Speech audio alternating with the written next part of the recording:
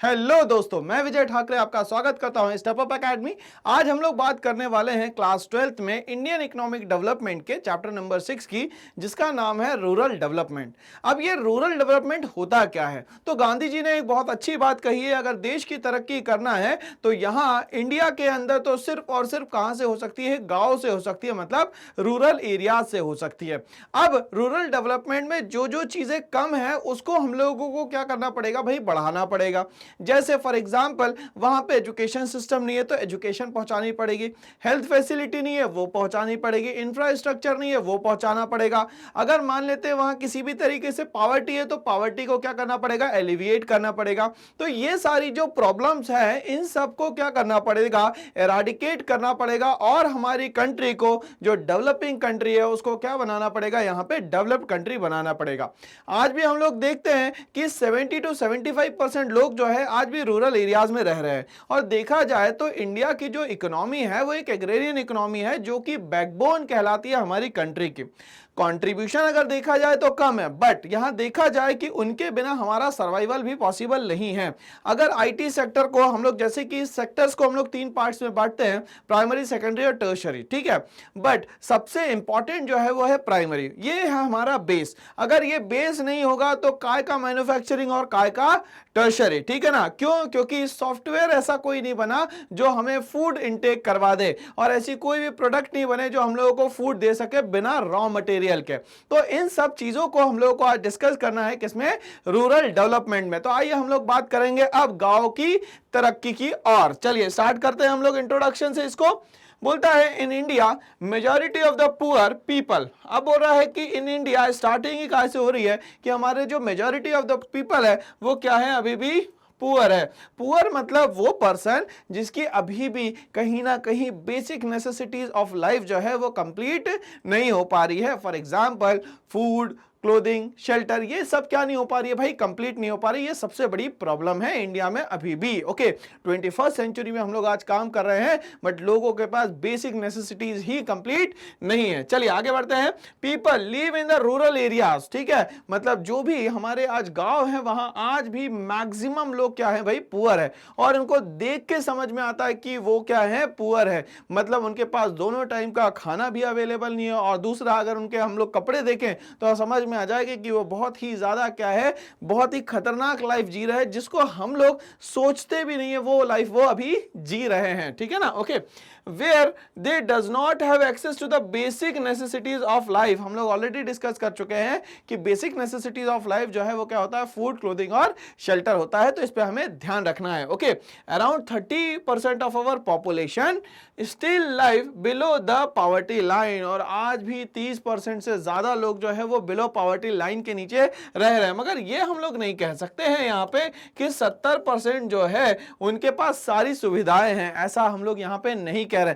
But ये हमें पता है कि 30% से ज्यादा लोग आज भी किसमें है भैया? बिलो पॉवर्टी लाइन में है। तो गवर्नमेंट उन लोगों के लिए भी काम कर रही है। क्यों?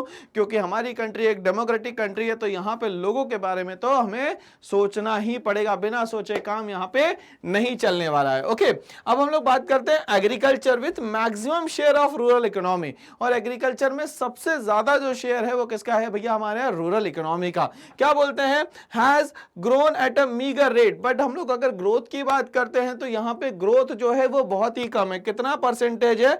लगभग 2.7%। अब ये 2.7% में पूरी कंट्री जो कि लगभग 136 करोड़ लोग हो चुके हैं, हम लोग इन सब तक के फूड प्रोवाइड करना बड़ा ही डिफिकल्ट टास्क है। Okay, in the 50 years. और यहाँ पे अगर ग्रोथ देखा गया तो सिर्फ 50 साल में कितना हुआ भैया? 2.7%।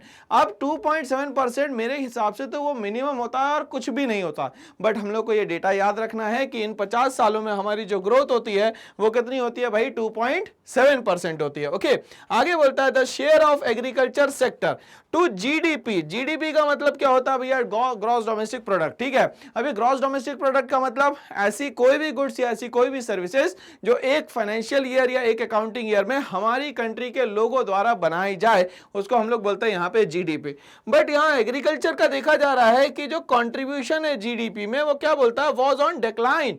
पहले से ये कंट्रीब्यूशन धीरे धीरे करके कम होता चला जा रहा है। मतलब इसके अलावा जो दो सेक्टर है मैन्युफैक्चरिंग और टर्शरी, उसमें ज्यादा यहाँ पे फोकस किया जा रहा होगा। इससे तो यही समझ में आता है। Okay, there has been increase in the share of industrial and the service sector. Okay, अब ये इंडस्ट्रियल सेक्टर को हम लोग सीधा सीधा मान लेते हैं कौन सा भाई, मैन्युफैक्चरिंग सेक्टर। ठीक है, बट इसके लिए भी बेसिक जो मटेरियल मिलना है वो किससे मिलना भाई, प्राइमरी सेक्टर से। और प्राइमरी सेक्टर में सबसे इंपॉर्टेंट जो है वो क्या है भाई, एग्रीकल्चर है। नेक्स्ट आते हैं हम लोग सर्विस सेक्टर। तो लोगों ने अब लोग सर्विस सेक्टर पे और किस पे ध्यान देना चालू कर दिया है, मैन्युफैक्चरिंग या इंडस्ट्रियल सेक्टर पे, और एग्रीकल्चर पे सेक्टर पे क्या हो गया है, ध्यान देना बंद कर दिया। क्यों?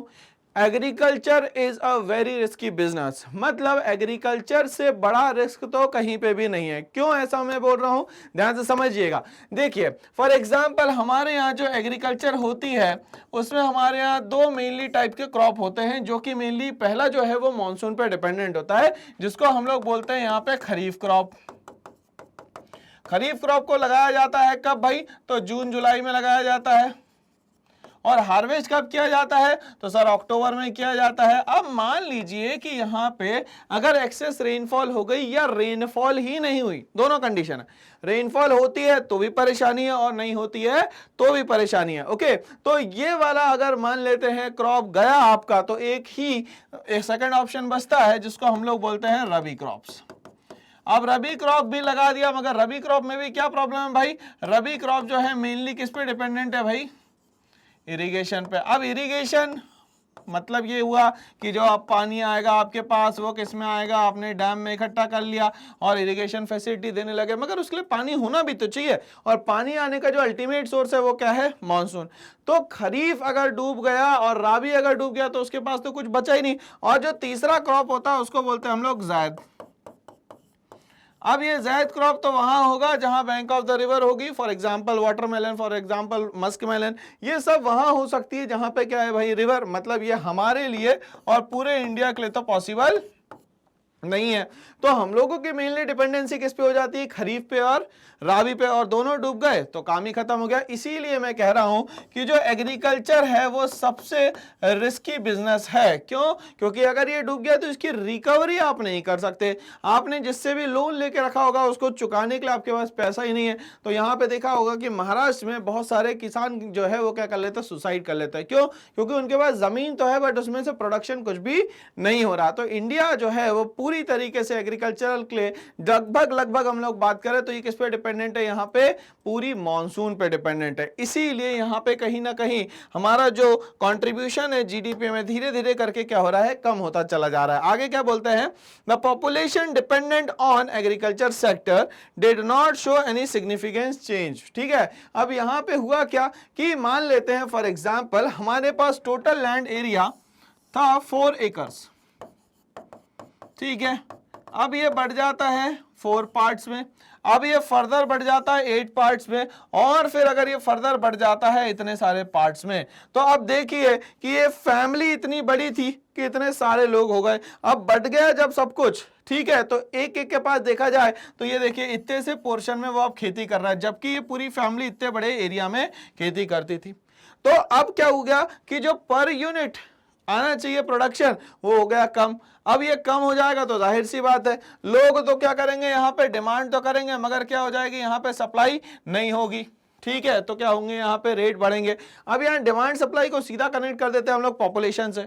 पॉपुलेशन हमारी कंटिन्यूसली बढ़ रही है बट प्रोडक्शन की हम लोग बात करते हैं, प्रोडक्शन नहीं बढ़ रहा। क्यों? क्योंकि कल्टीवेबल लैंड जो है हमारे पास क्या है, बिल्कुल लिमिटेड है। इसीलिए हम लोग को हर चीज का क्या रखना पड़ता है भाई, ख्याल रखना पड़ता है। तो हम लोग सोच रहे हैं कि भाई एग्रीकल्चर में चेंज हो, बट यहाँ पे एग्रीकल्चर में चेंज नहीं हो रहा। क्यों नहीं हो रहा? इसका मेन रीजन ये भी हो सकता है कि हम लोग टेक्नोलॉजिकली डेवलप नहीं हो पा रहे हैं, या हम लोग जो भी नए सिस्टम आ रहे हैं उसको ऑप्ट नहीं करना चाहते। पुराने जो सिस्टम चले आ रहे हैं उसी को हम लोग क्या करते हैं, आज भी चलाना चाहते हैं। तो ये सारे बेसिक रीजंस है एग्रीकल्चर के डिक्लाइन होने के। ओके, आगे हम लोग देखते हैं द इकोनॉमिक रिफॉर्म ऑफ 1991। ठीक है, तो हमारे यहाँ 1991 में एक रिफॉर्म हुआ था जिसको हम लोग बोलते हैं यहाँ पे new economic policy, LPG। Liberalisation, privatisation and globalisation. But यहां पे जब ये एलपीजी पॉलिसी ऑप्ट करी गई तो इसमें कहीं पे भी किसकी बात नहीं करी गई है भाई, एग्रीकल्चर की बात नहीं करी गई है। जब एग्रीकल्चर की बात नहीं करोगे डेवलपमेंट में तो जाहिर सी बात है जो एक्सेलरेट होने वाला है वो क्या हो जाएगा, एक्सेलरेट हो जाएगा, मतलब पहले से क्या होने लग जाएगा भैया, कम होने लग जाएगा, जो कि हमारे लिए बड़ी टेंशन की बात है। तो 1991 से हम लोग देखेंगे तो एग्रीकल्चर का जो ग्राफ है वो नीचे जाते जा रहा है, ऊपर नहीं जा रहा है यहाँ पे, okay, to 2.3% which was lower than the earlier years. मतलब इसके पहले इससे भी ज्यादा था, बट अब कितना हो गया है, सिर्फ यहाँ पे 2.3% हो गया है। मतलब हमारी ग्रोथ तो नहीं दिख रही भाई, यहाँ पे हम लोग को हर चीज किस फॉर्म में दिख रही है, यहाँ लॉस के फॉर्म में दिख रही है। Okay, real progress of India is possible only, अगर हम लोग चाहते हैं कि इंडिया की प्रोग्रेस हो तो हमें मेनली फोकस करना पड़ेगा कहां पे, रूरल एरियाज पे, और वहां पे डेवलपमेंट करना पड़ेगा। Okay, rural areas and rural people. अब ये रूरल पीपल को कैसे हम लोग डेवलप करें भाई, तो सबसे पहले क्या करें, उनको फैसिलिटीज दे। फैसिलिटीज में सबसे पहले तो उनको क्या करें, बेसिक एजुकेशन दे। अब ये एजुकेशन देने से क्या होगा, ये बंदा जो है वो समझदार हो जाएगा, और समझदार हो जाएगा तो ये क्या नहीं करेगा, बियर कभी भी लॉस नहीं करेगा, क्योंकि ये सही और गलत के बीच में डिसीजन लेना सीख जाएगा। दूसरा, इन लोगों को, रूरल पीपल को और क्या मिल जाए भाई, हेल्थ फैसिलिटी मिल जाए। ठीक है, अगर ये दोनों मिल जाएगी तो जाहिर सी बात है ये डेवलपमेंट की सोचने लगेगा। क्यों, क्योंकि इसके पास क्या हो जाएगा, यहाँ पे बैकअप प्लान आने लग जाएगा। ओके, आगे बात करते हैं, so that overall growth of India could be achieved. अब अगर मान लेते हैं रूरल एरियाज का डेवलपमेंट हो जाए और रूरल पीपल का डेवलपमेंट हो जाएगा तो यहाँ पे इन लोगों को, किसको भैया, इंडिया के लोगों को आगे बढ़ने से कोई भी नहीं रोक सकता, और इंडिया जो सोच के बैठी है वो क्या कर सकती है, यहाँ से टारगेट को अचीव कर सकती है। ओके, आगे बात करेंगे हम लोग कि जो रूरल डेवलपमेंट है वो होता क्या है। एक्चुअली में डेवलपमेंट तो ठीक है, बट समझ में आता है, बट रूरल डेवलपमेंट ही क्यों हम लोगों को सबसे ज्यादा फोकस करने वाली बात समझ में आती है। रूरल डेवलपमेंट क्या होता है, it refers to the continuous and comprehensive socio economic progress.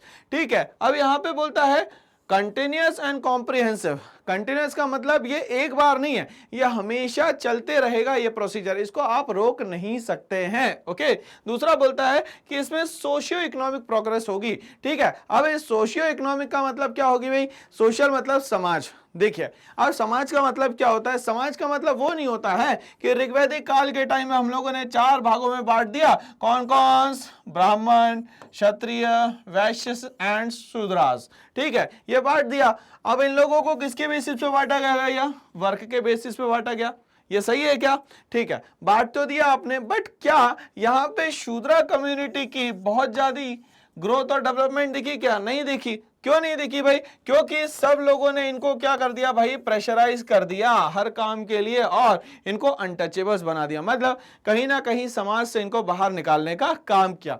तो यहाँ पे यही बोल रहा है कि अगर सोसाइटी बनाते हैं तो सोसाइटी में एक चीज बहुत कॉमन होनी चाहिए कि जो आपकी आइडियोलॉजी है वो सब कामों के लिए एक जैसी होनी चाहिए और अप टू द मार्क होनी चाहिए। अगर अप टू द मार्क नहीं है तो क्या नुकसान होगा भाई, कि लोगों की अगर छोटी सोच रहेगी तो वो इतना ही करेंगे। ठीक है ना, तो इतना करेंगे तो क्या हो जाएगा, सोसाइटी तो कभी भी नहीं बन पाएगी। ये हमारे लिए सबसे बड़ा प्रॉब्लम का एक सोर्स है। दूसरा बोलता है इकोनॉमिक प्रोग्रेस या इकोनॉमिक प्रोसेस की हम लोग बात करें तो इकोनॉमिक प्रोग्रेस या इकोनॉमिक प्रोसेस का मतलब ये होता है कि किसी भी तरीके से उनको हम लोग जॉब दिलवाएं, जैसे ही जॉब मिलेगी पैसा आएगा, पैसा आएगा तो उनकी लाइफस्टाइल चेंज होगी, जब लाइफस्टाइल चेंज होगी तो धीरे धीरे करके उनकी थिंकिंग एबिलिटी और थिंकिंग कैपेबिलिटी जो है वो सब क्या होने लग जाएगी, बढ़ने लग जाएगी। ये हमारे लिए बहुत ज्यादा जरूरी है। ओके, तो रूरल डेवलपमेंट में करना क्या भैया, हमें सोशियो इकोनॉमिक प्रोसेस करनी है। Okay, attempting to improve all aspect of rural life, मतलब कि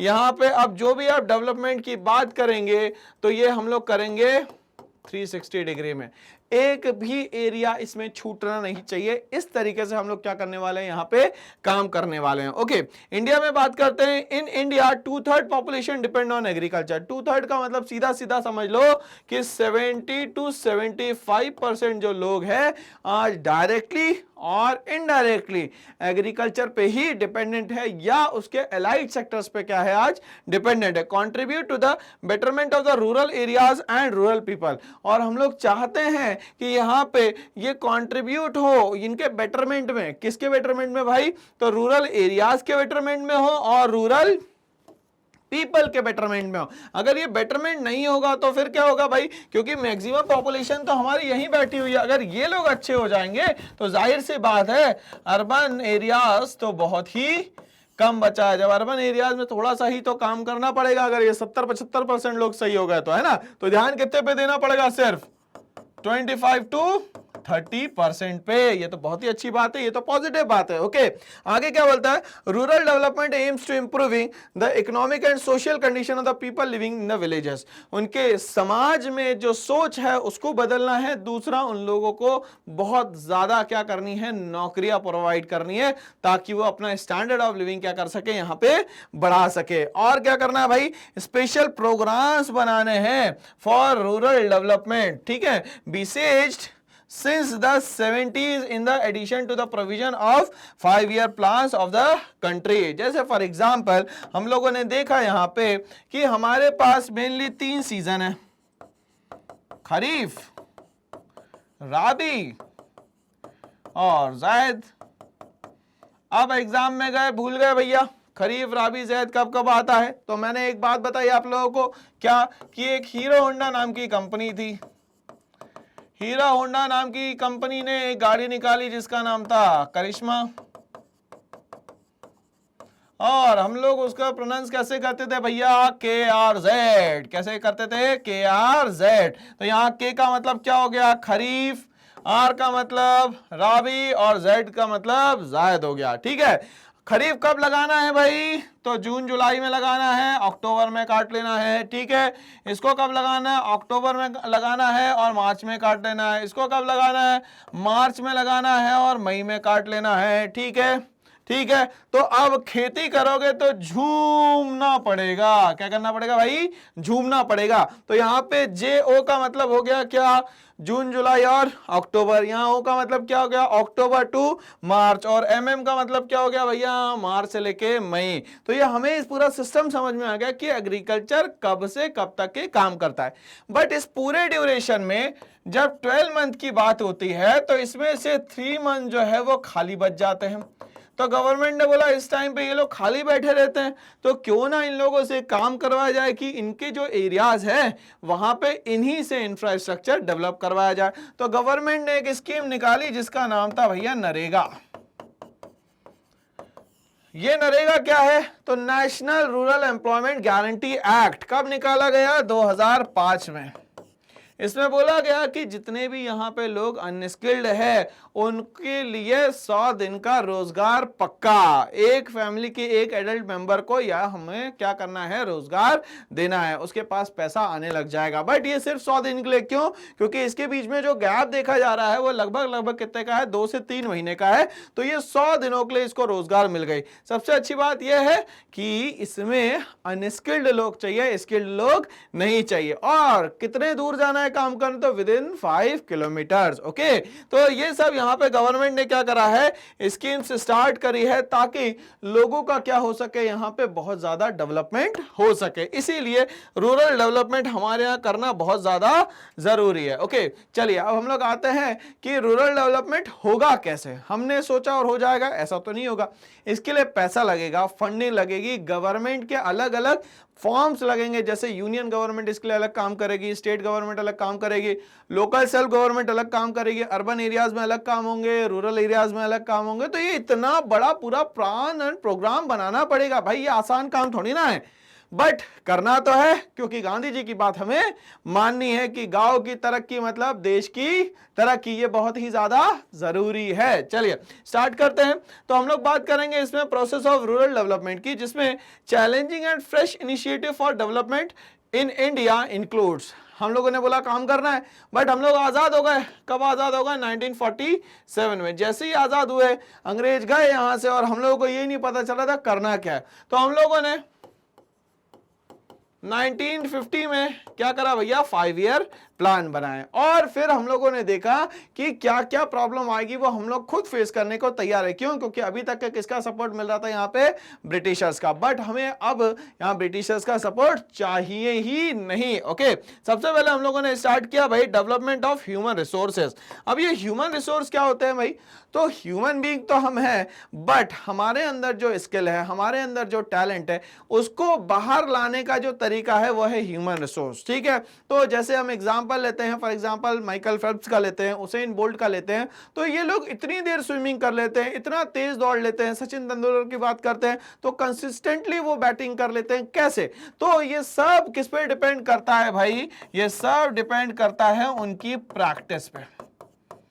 अब ये प्रैक्टिस के लिए क्या होना चाहिए भैया, कंसिस्टेंट होना चाहिए। जैसे फॉर एग्जांपल उनसे बात करी गई सचिन तेंदुलकर जी से, तो उन्होंने कहा कि भाई आज आपने 200 रन मार दिए, अब अगले दिन की क्या प्लानिंग है, कहां पार्टी आप करेंगे? उन्होंने कहा कोई पार्टी वार्टी नहीं है, सुबह 5 बजे मुझे फिर नेट प्रैक्टिस पे जाना है। तो ये डेडिकेशन चाहिए अगर किसी काम को करना है, तो ये अगर प्रैक्टिस वो कंटिन्यू करेंगे तो ही तो जाके क्या है उनको बहुत ज्यादा सक्सेस यहां मिलेगी। तो यहां पे भी यही बोल रहे हैं कि ह्यूमन अगर रिसोर्सेज बना दिया जाएगा तो यहां पे डेवलपमेंट होना बड़ा ही आसान है, बट अगर वो ह्यूमन रिसोर्स नहीं बन पाता तो यहां डेवलपमेंट होना उसका बड़ा ही मुश्किल काम हो जाएगा। ठीक है ना, चलिए, तो बोलता है प्रॉपर अटेंशन ऑन लिटरेसी। सबसे इंपॉर्टेंट क्या है भाई, यहां पे लोगों को लिटरेट करना। अब ये लिटरेट करने का मतलब क्या होता है, तो ऐसा कोई भी बच्चा जो लगभग 7 साल का हो, उसको लिखना पढ़ना अगर बोलना एक लैंग्वेज में आ जाएगा तो वो लिटरेट बन जाएगा। अब ये जब वो कुछ समझ जाएगा, कुछ लिखना शुरू करेगा, कुछ बोलना शुरू करेगा, तो जाहिर सी बात है आगे चल के कुछ तो कर पाएगा। मतलब जीरो से हीरो बनने की क्या है, कहीं ना कहीं ये प्रोसेस है। तो प्रोसेस क्या है भाई, लिटरेसी एक प्रोसेस है। आगे हम लोग बढ़ते हैं, फिर एजुकेशन की हम लोग बात करते हैं। तो एजुकेशन क्या करता है हम लोगों को, मैंने एक बात बोली थी आपको कि हमेशा आपको एजुकेशन क्या बनाता है, समझदार। ठीक है, अगर मान लेते हैं कि आपके घर के बगल में डस्टबिन रखी हुई है और एक आप पॉलीथीन में कचरा फेंकते हैं दूसरी जगह पे, ताकि आपको उस गार्बेज या डस्टबिन तक के वहां तक के ना जाना पड़े। ठीक है, तो क्या करा आपने, पढ़े लिखे हुए हैं मगर आज भी काम कैसे करे आपने, अनपढ़ों वाले। ठीक है, तो एजुकेशन क्या बताता है कि भाई आप अपना डेवलपमेंट तो करें बट दूसरों का नुकसान इसमें ना करें। ठीक है, तो अगर सक्सेसफुल लोगों की बात करेंगे तो वो हमेशा क्या करते हैं, अपनी लाइन को बढ़ाते हैं, दूसरे की लाइन को छोटा करने की कोशिश कभी भी नहीं करते। ये उनकी खासियत होती है ना। चले ठीक है, तो हम लोगों ने बोला कि ह्यूमन रिसोर्सेज के लिए जो सबसे इंपॉर्टेंट है वो है लिटरेसी, दूसरा जो है वो है एजुकेशन, तीसरा है स्किल डेवलपमेंट। स्किल डेवलपमेंट मतलब हर ह्यूमन बीइंग को कुछ ना कुछ तो ऊपर वाले ने गिफ्ट दिया हुआ है, बस उसको समय मिलना चाहिए उसको निखारने का। तो ये काम कौन करता है, तो ये काम करते हैं टीचर्स या कोच। वो क्या करते हैं, उनमें जो भी कैपेबिलिटी रहती है, कैपेसिटी रहती है, उसको क्या करते हैं, निकालते हैं और बाहर सबके सामने ला के दे देते, ताकि वो वर्ल्ड में क्या कर सके, इसको प्रेजेंट कर सके, है ना। चलिए आगे बोलता है एंड हेल्थ फैसिलिटी। अब ये हेल्थ फैसिलिटी देना जरूरी क्यों है, क्यों, क्योंकि ह्यूमन बॉडी जो है पूरी मशीन्स की तरह काम करती है। जब मशीन कंटिन्यूअसली 24 आवर्स काम करेगी, कहीं ना कहीं कुछ ना कुछ तो क्या आएगा भाई, ड्रॉबैक आएगा। उस ड्रॉबैक से बचने के लिए कहीं ना कहीं कुछ ना कुछ प्रिवेंटिव मेजर्स हमें लेने पड़ेंगे। तो हेल्थ पे भी फोकस करना जरूरी है। पैरेलली अगर हम लोग फिजिकल फिटनेस कर रहे हैं फिर भी कुछ प्रॉब्लम आती है, तो अगर गवर्नमेंट हमें हेल्थ फैसिलिटीज देती है तो हम लोग और एफिशिएंटली क्या कर पाएंगे, यहाँ पे काम कर पाएंगे। Okay, for the physical growth. ठीक है, हेल्थ फैसिलिटी किसके लिए जरूरी है, यहाँ पे फिजिकल ग्रोथ के लिए। तो रूरल डेवलपमेंट में सबसे इंपॉर्टेंट पॉइंट जो है वो क्या है भाई, development of human resources. Second point पे हम लोग आते हैं, development of the infrastructure. What do you mean by infrastructure, तो मैंने कहा था किसी भी चीज को बनाने के लिए, कंट्री को बनाने के लिए, किसी भी चीज को बनाने के लिए जो बेसिक नेसेसिटीज होती है उसको कहते हैं हम लोग इंफ्रास्ट्रक्चर। जैसे फॉर एग्जाम्पल हमारी कंट्री में जो इंफ्रास्ट्रक्चर है वो क्या है, रोड्स है, रेलवेज है, पोर्ट्स है, सी पोर्ट्स है, एयरपोर्ट्स है, ये सारे के सारे क्या होते हैं, क्या कहलाते हैं भाई, इंफ्रास्ट्रक्चर कहलाते हैं। कहलाते हैं। ओके, तो हमें क्या करना पड़ेगा रूरल डेवलपमेंट के लिए? डेवलपमेंट करना पड़ेगा इंफ्रास्ट्रक्चर का। इसमें क्या क्या चीजें आती है उस पर हम लोग बात करेंगे। इंप्रूवमेंट इन इलेक्ट्रिसिटी है, बट अभी क्या है भाई, बैरियर लगे हुए, 2 घंटे आएगी, 3 घंटे आएगी, तो हमें क्या चाहिए? कंटिन्यूअसली इलेक्ट्रिसिटी का क्या चाहिए भाई? फ्लो चाहिए, तभी तो प्रोडक्शन यहाँ पे हो पाएगा 24 आवर्स। दूसरा इरिगेशन। इरिगेशन का मतलब होता है डैम्स के थ्रू कहां तक के? खेतों तक के पानी पहुंचाना कहलाता है irrigation facility. With the help of canals ये क्या करता है? सिस्टम काम करता है। आगे हम लोग बात करते हैं क्रेडिट की। अब ये क्रेडिट क्यों चाहिए, कारण क्या है, ध्यान से समझिएगा। जैसे हम लोगों ने अभी समझा, खरीफ क्रॉप लगाना है, ठीक है, कब लगाना है भाई? जून जुलाई में लगाना है, अक्टूबर में काट लेना है, ठीक है। मगर इसको लगाने के लिए सबसे पहले आपको सीड चाहिए, और सीड के भी पहले क्या चाहिए? आपका जो फील्ड है उसको क्या करना पड़ेगा भाई? बनानी पड़ेगी खेती लायक, ठीक है। इसमें क्या लगेगा भाई? ट्रैक्टर लगेगा, और ट्रैक्टर को चलने के लिए क्या लगेगा? फ्यूल में भाई डीजल लगेगा। तो इतना सारा पैसा आपके पास है क्या? नहीं है। तो इन सब कामों के लिए क्या करना पड़ेगा? आपको कहीं ना कहीं से पैसा लेना पड़ेगा उधार, तब जाके आप खेती कहीं ना कहीं स्टार्ट कर पाएंगे। बट जरूरी नहीं है यहां पे कि उधार देने के लिए आपके पास क्या हो? गवर्नमेंट के इंस्टीट्यूशनल सोर्सेस हो, मतलब कि आपके पास कमर्शियल बैंक हो, ऐसा जरूरी नहीं है। तो अब क्या करना पड़ेगा? क्योंकि बैंक जो है वो क्या करेगा भाई? बहुत पेपर वर्क करेगा। हो सकता है इतने पेपर वर्क के बाद भी आपको क्या ना मिले? लोन ना मिले, ठीक है। अगर लोन नहीं मिलेगा तो फिर क्या भाई? बिना पैसे के तो काम नहीं चलेगा ना, काम तो करना पड़ेगा ना भाई। तो ये बोल रहा है कि भाई पैसा तो बैंक वाले नहीं देने को तैयार है। ये देखिए हैरान परेशान आदमी। तो ये किसके पास जाएगा? तो ये जाएगा भैया अनऑर्गेनाइज सेक्टर के पास। मतलब किसके पास पहुंचेगा? ये जाके मनी लेंडर्स के पास। अब मनी लेंडर्स अब क्या करेंगे? इससे बहुत सारी चीजें कोलेटरल में रख लेंगे, गिरवी रख लेंगे। आप गिरवी रखेंगे तो भाई आपका सब कुछ तो उनके पास चला गया। अगले साल भी अगर खेती नहीं होती, रबी क्रॉप भी अगर डूब जाती है, तो आपका पैसा क्या हो जाएगा? पूरा यहाँ पे डूब जाएगा, ठीक है ना। इसीलिए कहीं ना कहीं जो किसान है क्रेडिट ले तो लेता है, बट चुकाने में क्या हो जाती है? बहुत दिक्कतें हो जाती है, और एक तरीके से वो उधार में फंस जाता है, जिसको हम लोग बोलते हैं डेब्ट ट्रैप। ओके, नेक्स्ट बोलता है यहाँ पे मार्केटिंग। तो इंफ्रास्ट्रक्चर डेवलप हो गया तो आपको मार्केटिंग करनी पड़ेगी। आप चीजें बना रहे हो, किसको पता? तो ये सब बताने के लिए आपको मार्केट में अपने नाम की ब्रांडिंग करनी पड़ेगी, लोगों तक के पहुंचना पड़ेगा, फोटोग्राफ्स पहुंचानी पड़ेगी, और जो भी आप काम कर रहे हैं उसकी इमेजेस और एक फीडबैक भी पहुंचाना पड़ेगा कि देखिए आज तक के इतने प्रोडक्ट हमारे यूज करे गए हैं और ये इन लोगों का फीडबैक है। तो it is all about the marketing. Okay, and transport facility. अगर मान लेते रूरल एरिया में कोई सामान बन रहा है तो भाई शहरों तक के पहुंचाने के लिए कुछ तो चाहिए, तो हमें क्या चाहिए? Transport facility. बट ट्रांसपोर्ट के लिए हमें सबसे ज्यादा जरूरी क्या है भाई?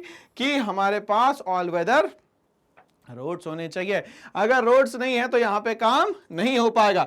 Agriculture research and extension and information dissemination. धीरे धीरे करके हमें क्या करना पड़ेगा? रिसर्च वर्क भी करना पड़ेगा। हम लोग इनपुट तो कंटिन्यूअसली लगा रहे हैं, बट आउटपुट नहीं आ रहा है। तो आउटपुट ना आने का बेसिक रीजन क्या होगा, ये भी तो हमें देखना पड़ेगा। तो ये हम लोग बात कर रहे हैं कि रूरल डेवलपमेंट में हम लोगों को जो सेकेंड पार्ट है वो क्या याद करना है भाई? Development of infrastructure. पहला क्या कर लिया भैया हम लोगों ने? Human resources. दूसरा क्या कर दिया हम लोगों ने यहाँ पे? इंफ्रास्ट्रक्चर, ठीक है ना। चलिए यहां पे हम लोग बात कर चुके हैं कि रूरल डेवलपमेंट में भाई अलग अलग प्रोसेस होंगे। तो पहला प्रोसेस तो हमारा हो गया क्लियर, दूसरा प्रोसेस भी हो गया क्लियर। अब हम लोग आगे भी तो बढ़ेंगे। चलिए आगे बढ़ते हैं भाई। आगे क्या करना है हम लोगों को डेवलपमेंट में? तो लैंड रिफॉर्म्स करने हैं। अब ये लैंड रिफॉर्म क्यों कर रहे हैं भाई? क्या ये जो सिस्टम बनाया था लैंड का टैक्स लेने का, ये सही था या गलत था? मतलब जो भी चीज थी वो सही नहीं होगी, तभी तो उसमें आप क्या करना चाहते होंगे? चेंज करना चाहते होंगे। That system is known as land reform system. क्या कहलाता है भैया? Land reform. मतलब जो चीज थी उसमें ही कुछ चेंज करना क्या कहलाता है भैया? Land reform. तो हम लोग को यह पता है कि ब्रिटिशर्स के टाइम में इन लोगों ने क्या करा? मेनली टैक्स लगाना शुरू करा, ठीक है ना।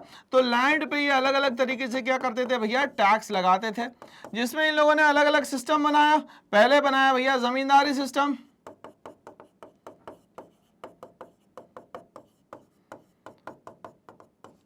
अब ये जमींदार कौन हुआ करते? तो ये वो लोग हुआ करते थे जो मुगल एम्पायर के टाइम में क्या करते थे, टैक्स कलेक्ट करके यहाँ पे जो किंग थे उन लोगों को लाके देने का काम करते थे, ठीक है ना। तो इन्हीं लोगों को अपॉइंट किसने कर लिया? ब्रिटिशर्स ने भी कर लिया और बोला कि भैया एक काम करो, आप ही हमें पैसा लाके दे देना। बट इन लोगों ने भी ब्रिटिशर्स के साथ गेम खेल दिया और फिर क्या हुआ भाई, इन लोगों ने ज्यादा पैसा खाना शुरू कर दिया। तो ब्रिटिशर्स ने क्या करा, ये सिस्टम चेंज कर दिया। इसके बाद वो नया एक सिस्टम लाया जिसको हम लोग बोलते हैं रयटवारी सिस्टम। ये रयटवारी सिस्टम क्या होता है भाई? और तीसरा कौन सा लाए भाई? तो लाए महलवारी सिस्टम।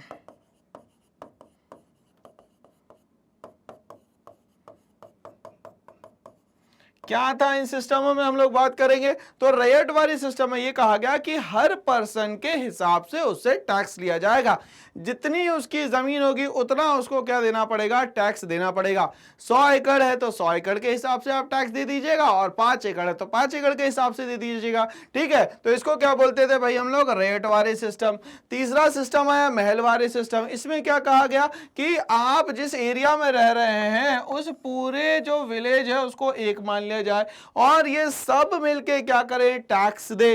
तो इस सिस्टम को क्या बोलेंगे हम लोग यहाँ पे, महलवारी सिस्टम। महल का मतलब ही होता है कि इस पूरा जो रूरल एरिया है या जो एक गांव है उसको क्या मान ले, महल मान ले।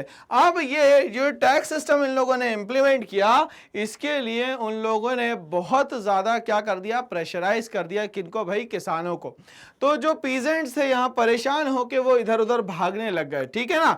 तो ऐसे ही सिस्टम से हम लोग परेशान होके क्या करते हैं, ऐसे सिस्टम्स को बंद करते हैं और हमारे यहाँ नए सिस्टम जो आते हैं उसको हम लोग क्या बोलते हैं, लैंड रिफॉर्म सिस्टम। क्या हुआ इसमें, elimination of exploitation in land relation. तो किसी भी पर्सन को किसी भी तरीके से एक्सप्लॉइट नहीं करना, मतलब परेशान नहीं करना, कुछ भी हो जाए, whatsoever is the condition.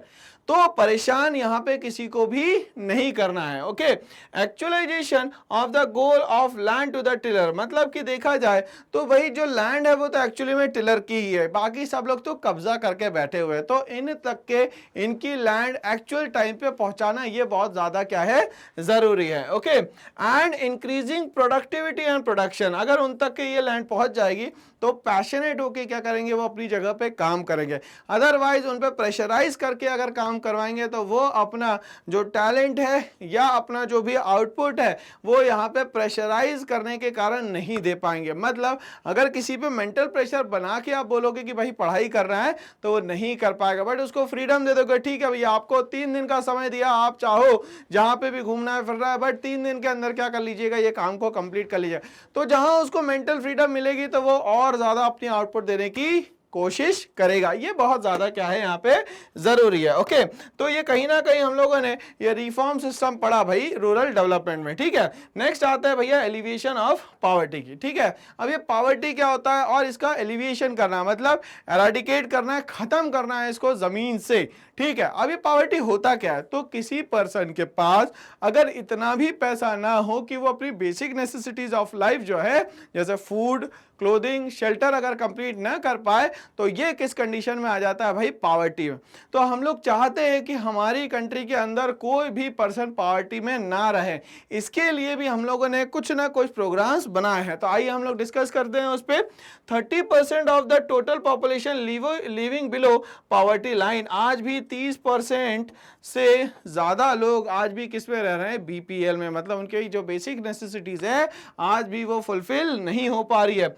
Steps for elevation of poverty and bringing significant improvement in living condition, हम लोग कोशिश कर रहे हैं कि उनको उस पर्टिकुलर एरिया से निकाल के सही एरिया में लाए, और गवर्नमेंट भी यही कोशिश कर रहे हैं कि इस परेशानी में वो ना रहे, हम लोग इनके साथ है और इनको भी क्या करें, हम लोग डेवलप करें। तो कोशिश की जा रही है कि पॉवर्टी को क्या करें, जड़ से यहाँ पे खत्म करें। Okay, in living condition of the weaker section, और ये क्योंकि इनके पास पैसा नहीं है, तो ये सोसाइटी की सबसे कौन सी सेक्शन हो जाती है भाई, वीकर सेक्शन हो जाती है, जिसके साथ जैसा व्यवहार करना है आप कर सकते हो, बट वो लोग आवाज अपनी नहीं उठा सकते। बट हमारे यहाँ जो जुडिशियरी सिस्टम है आज बहुत अच्छा है, इक्वालिटी फॉर ऑल पे काम करता है, मतलब कोई गरीब हो या अमीर हो उन सब के साथ ट्रीटमेंट जो है वो कैसा होगा, हमेशा बराबर होगा, बिल्कुल भी इसमें क्या नहीं होगा, चेंज नहीं होगा। ठीक है, चलिए आगे बढ़ते हैं, इसमें डेवलपमेंट की बात करते हैं। तो development of the productive resources,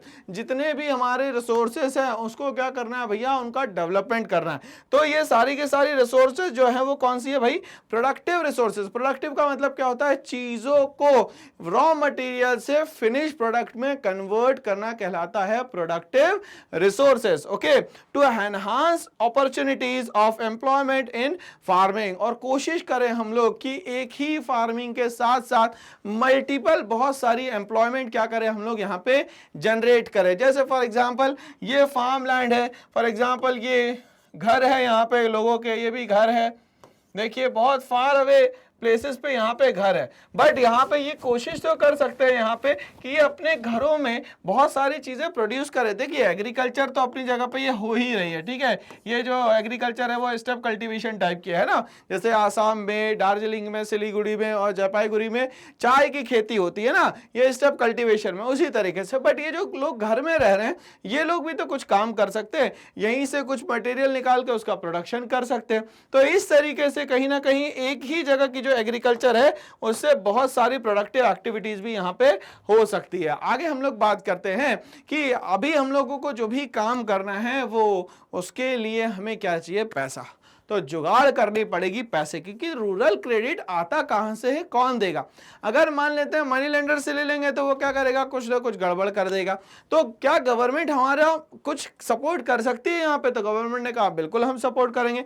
तो यहाँ पे रिमोट एरियाज में उन लोगों ने बना दिया आरआरबीज, रीजनल रूरल बैंक्स। तो आइए हम लोग बात करते हैं कि रूरल क्रेडिट हम लोगों को कहां से मिलता है और रूरल क्रेडिट का मतलब क्या होता है। Okay, credit is one of the important factor. यहाँ पे एग्रीकल्चर की बात हो रही है और रूरल एरियाज में एग्रीकल्चर ही सब कुछ होता है, लाइफलाइन होती है उसकी। तो यहाँ पे क्रेडिट जो है वो बहुत इंपॉर्टेंट फैक्टर है। Okay, which contributes to agriculture production, और किसमें कॉन्ट्रीब्यूट करता है भैया, ये एग्रीकल्चर प्रोडक्शन में क्या करता है, कॉन्ट्रीब्यूट करता है। N efficient and effective rural credit delivery system, अगर सही समय पे पैसा मिल जाएगा तो वो हो सकता है खेती पूरी तरीके से कर पाए।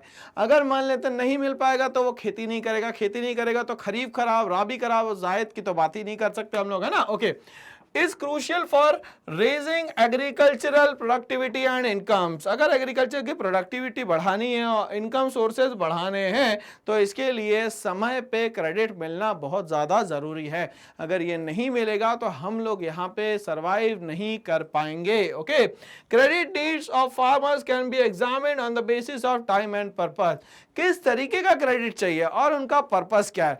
ऐसा नहीं हो कि उनने क्रेडिट तो लिया है काय के लिए, एग्रीकल्चर के लिए, और इसी पैसे को लगा दिया उनने कोई बहुत बढ़िया जीप खरीदने में, कोई थार खरीदने में या कोई फॉर्च्यूनर खरीदने में। अब इससे क्या नुकसान होगा भैया, इससे नुकसान ये होगा कि लगाना था पैसा कहाँ, एग्रीकल्चर में, और लगा दिया कहाँ पे, शौक में। अब ये शौक तो पूरे हो गए मगर उससे कुछ मिलने वाला नहीं है। क्यों? क्योंकि ये थार ले लो, फॉर्च्यूनर ले लो या जीप ले लो, ये तीनों में ही इन्वेस्टमेंट बैक टू बैक बढ़ता चले जाएगा। क्यों? क्योंकि इसमें आपको फ्यूल भी तो यूज करना पड़ेगा ना भाई। अब अगर एग्रीकल्चर में एक बार लगाओगे तो देखिए फॉर एग्जांपल एक सीड लगाते हैं तो वो मल्टीपल बन के निकलता, मतलब एक लगाएंगे तो 10 मिलेगा हमें, मतलब 10 गुना क्या मिलेगा यहाँ पे, प्रॉफिट मिलेगा। बट यहाँ पे जो पैसा लगाया है उसमें तो हम लोग को यहाँ कुछ भी नहीं मिलने वाला है। तो ये जो है सारा का सारा लॉस वाला काम है, इसको नहीं करना है हम लोगों को। ओके, तो यहाँ रूरल क्रेडिट जो है वो मेनली किस पे डिपेंड करता है, एक तो टाइम पे और दूसरा आपके पर्पस पे। इसी के अकॉर्डिंग आपको रूरल क्रेडिट भी क्या कराई जाती है, प्रोवाइड कराई जाती है। अब हम लोग बात करते हैं कि जो रूरल क्रेडिट है उसके सोर्स क्या है, कहाँ से हम लोगों को ये पैसा मिलने वाला है। ओके, इन पोस्ट ग्रीन रेवोल्यूशन, अब ये ग्रीन रेवोल्यूशन का पोस्ट मतलब 1966 और 67 के पहले की बात हो रही रही है भाई, उस समय एग्रीकल्चर की क्या स्थिति थी, मतलब 1950 से 1966-67 की बात चल रही है। Okay, period the requirement of agriculture credit has also increase, मगर देखा गया कि धीरे धीरे करके एग्रीकल्चर की जो फील्ड है उसमें लोग क्रेडिट लेना ज्यादा पसंद कर रहे हैं। क्यों? क्योंकि जो हमारा फर्स्ट 5 ईयर प्लान था उसी में कहीं ना कहीं हमारा जो मोटो था वो क्या था भैया, एग्रीकल्चर। ठीक है, मतलब डोमिनेशन कहां पे शो करनी थी हमें, एग्रीकल्चर में। ओके, इसीलिए लोगों ने धीरे धीरे क्या करना चालू करा, क्रेडिट लेना यहां पे शुरू किया। Has also increase in the recent year, धीरे धीरे करके और क्रेडिट बढ़ रहा है, और गवर्नमेंट भी क्या कर रही है, बैक टू बैक बहुत सपोर्ट कर रही है किसानों का। जैसे केसीसी कार्ड जो होता है, किसान क्रेडिट कार्ड, एडवांस में ही पैसा दे दिया, सब कुछ दे दिया, अब आप खेती करो, प्रोडक्शन करके दो और फिर चुका देना। तो ये तो सिस्टम अच्छा है ना, लोगों के पास पैसा नहीं है, पैसा दिया, खेती हो गई, वो पैसा चुका देंगे। यही तो वो चाहते हैं किसान, और क्या चाहता है आपसे। ओके, तो हमारे पास यहाँ पे फार्मर्स को लोन देने के दो तरीके हैं, पहला नॉन इंस्टीट्यूशनल सोर्सेज और दूसरा कौन से हो गए, institutional sources. Non institutional sources मतलब कहीं ना कहीं वो गवर्नमेंट में रजिस्टर्ड नहीं है, उसको क्या बोलेंगे हम लोग, non institutional sources.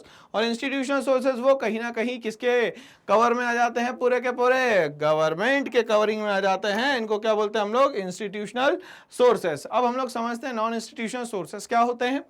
They are traditional source of agriculture in India, they are, वो पुराने जमाने से चले आ रहे हैं। ठीक है, इसमें आज तक के कोई भी चेंज नहीं हुआ।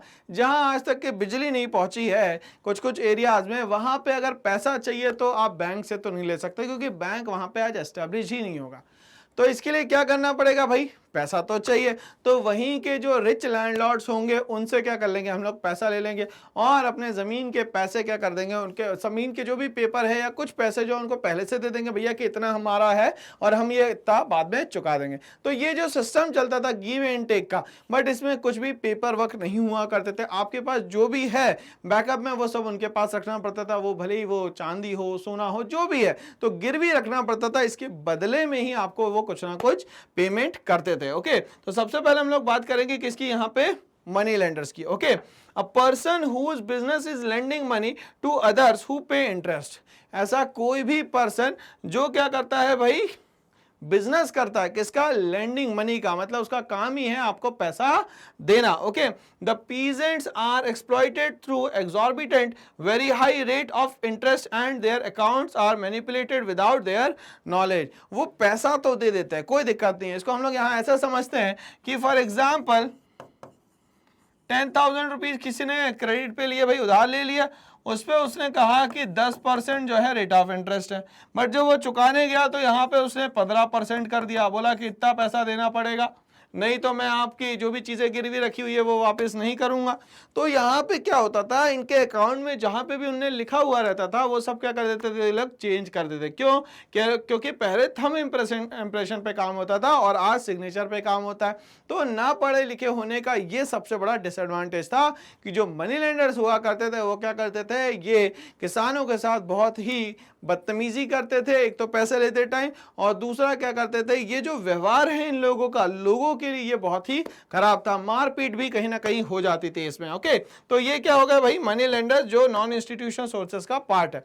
दूसरा हम लोग बात करते हैं रिलेटिव्स। ठीक है, तो रिलेटिव्स क्या करते हैं भाई, आपको मदद कर देते हैं, कभी कठिन समय आता है तो इसीलिए तो रिश्तेदार भी होते हैं। क्यों? क्योंकि जब भी खराब समय आए तब क्या करो भाई, आप उसकी मदद कर दो। Okay, these loans are a kind of informal loan and carry no interest. अब ये क्योंकि ये कमर्शियल बॉडी नहीं है इसीलिए ये क्या करेंगे, मदद करेंगे, और इसके बदले में क्या नहीं देना पड़ेगा आपको, कोई भी अलग से इसमें क्या नहीं देना पड़ेगा, इंटरेस्ट नहीं देना पड़ेगा यहाँ पे। ओके, आगे बोलता है and are normally return after harvest. जैसे ही खेती आपकी हो जाएगी, सब पैसा वैसा आ जाएगा, तो इन लोगों को क्या करोगे, आप पैसा यहाँ पे चुका दोगे। ओके, आगे हम लोग बढ़ते हैं, बात करेंगे हम लोग ट्रेडर्स और कमीशंस के। ठीक है ना, तो ये ट्रेडर्स और कमीशन एजेंट कौन होते होंगे भाई, तो ये लोग कमर्शियल बॉडी है एक तरीके से। क्योंकि इनका काम ही है सिर्फ और सिर्फ क्या करना, उधार देना, और उस उधार देने के बदले में क्या मिलेगा, इनको इंटरेस्ट मिलेगा। तो ये ट्रेडर्स और कमीशन एजेंट बिल्कुल कमर्शियल पर्पसेस के लिए काम करने वाले लोग होते हैं। Okay, credit to peasants on the mortgage of crops at high rate of interest, ठीक है, बट किसके बदले में देंगे भाई, मॉर्गेज ऑफ क्रॉप, कुछ तो आपको उनको देना पड़ेगा, तभी जाके क्या करेंगे, वो आपको यहाँ पे उधार देंगे। Okay, on a condition that crops will be sold to them at low price, ठीक है, क्या कंडीशन हो गई भाई, कि उनको कम पे बेचो। जैसे फॉर एग्जाम्पल मान लेते हैं आपको कोई चीज 20 रुपीज पर केजी की पड़ी, ठीक है, आप उनको मान लेते हैं कितने की दोगे भाई, 10 रुपीज पर केजी की दोगे, और वो मार्केट में कितने की बेचेंगे, 30 रुपीज पर केजी के हिसाब से बेचेंगे।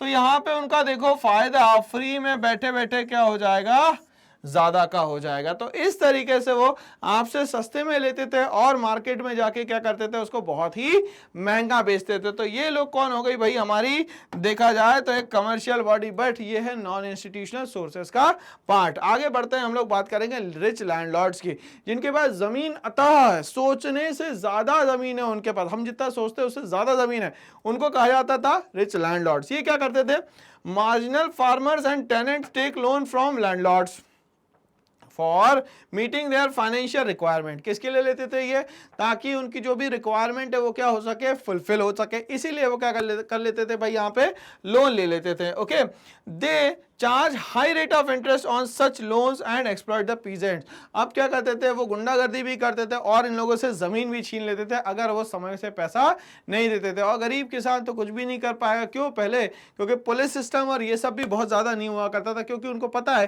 कि अगर कोर्ट सिस्टम में जाएंगे तो बहुत साल लग जाएगा ये पूरा केस सॉल्व करने में, इससे अच्छा वो वहीं तुरंत में सॉर्ट आउट कर लेते थे अगर हो जाएगा तो, नहीं तो वो उसको जमीन को बेच के फिर चले जाते। तो इस तरीके से कहीं ना कहीं जो पीजेंट्स होते थे और फार्मर्स होते थे उनका क्या होता था भैया, एक्सप्लॉयटेशन होता था। ठीक है, आगे हम लोग बात करेंगे इंस्टीट्यूशनल सोर्सेज की। जो गवर्नमेंट बॉडी होती है या रजिस्टर्ड बॉडी होती है उसको हम लोग क्या बोलते हैं, इंस्टीट्यूशनल सोर्स। यहां सारे पेपर वर्क होंगे, सब चीजें लीगली होगी, इसमें कोई भी मान लेते हैं अंडर द टेबल वाली बात करता है तो ये पॉसिबल नहीं है, मतलब रिश्वत देने वाली कोई भी कहानी नहीं है। तो ये रजिस्टर्ड जो बॉडीज होती है उनको कहते हैं हम लोग क्या, यहाँ पे institutional sources. Okay, in 1969 major change occurred when India adopted the institutional credit approach through various agencies. अब 1969 में एक और चीज हुई थी भाई, 1969 में 14 नेशनलाइज्ड बैंक बने। ये नेशनलाइज बैंक का मतलब क्या हुआ भाई, कि ये जो अपने पर्टिकुलर रीजन में काम करते थे अब ऑल ओवर द कंट्री में वो काम करेंगे। इसके बाद और 6 बैंकों का नेशनलाइजेशन होता है, कब हो जाता है भाई, 1980 में। तो कहीं ना कहीं बैंकिंग सिस्टम जो है ये हमारे यहाँ आ जाती है। ओके, ये इंस्टीट्यूशन क्या करते हैं, this institution provide credit at cheaper interest rate and assist farmer for raising their agriculture productivity and maximizing the income। ठीक है, तो ये क्या करते हैं भाई, उसको सपोर्ट करते हैं कि भैया ठीक है आपको जितना पैसा चाहिए हम देने को तैयार है, कितनी ज़मीन है आपकी ये बताइए, कितने दिनों के लिए लेना चाहते हैं ये बताइए। तो उनमें टर्म्स ऑफ क्रेडिट जो है बहुत क्लियर रहती है। ठीक है, तो 1969 के बाद जैसे नेशनलाइजेशन हुआ है बैंकों का, उसके बाद लोगों तक के लोन पहुंचना बहुत ही आसान हो गया। दूसरा, यहाँ पे किसी भी तरीके से पीजेंट्स के साथ किसी भी तरीके का एक्सप्लॉयटेशन नहीं होता, ये सबसे अच्छी बात थी। तो कहीं ना कहीं ये हमारे लिए अच्छा, या हम लोग बोल सकते हैं सिल्वर लाइन है होप की, किसके लिए भाई, किसानों के लिए या पीजेंट्स के लिए। ओके, इसी के साथ में ये एग्रीकल्चर प्रोडक्टिविटी बढ़ाने की भी बात करते हैं और उनकी इनकम सोर्स जो है उसको कितना ये बढ़ा सकते हैं, यहाँ पे इसकी भी बात की जाती है। Okay, important institutional sources are, अब हम लोग एक एक इंस्टीट्यूशन की बात करेंगे। सबसे पहले हम लोग बात करते हैं कोऑपरेटिव क्रेडिट। नाम से समझ में आ रहा है कि कोऑपरेट करके क्रेडिट देंगे, मतलब आपको बहुत ही मिनिमम रेट पे क्या मिलने वाला है, यहाँ पे लोन मिलने वाला है, मतलब इंटरेस्ट ना के बराबर आपका यहाँ पे होगा। Provide credit at low interest rate and liberate peasant from money lenders. और इनका मेन एम क्या है, इतने कम पे देना ताकि आप लोन इनसे बहुत आसानी से ले लो, सबसे अच्छी बात। दूसरा ये बोलता है कि हमें किससे फ्री करना है, तो यहाँ पे मनी लेंडर से फ्री करना है। किससे फ्री करना है भाई, मनी लेंडर से फ्री करना। तो ये पहला इंस्टीट्यूशन हो गया। दूसरा हम लोग बात करेंगे यहाँ पे लैंड डेवलपमेंट बैंक की।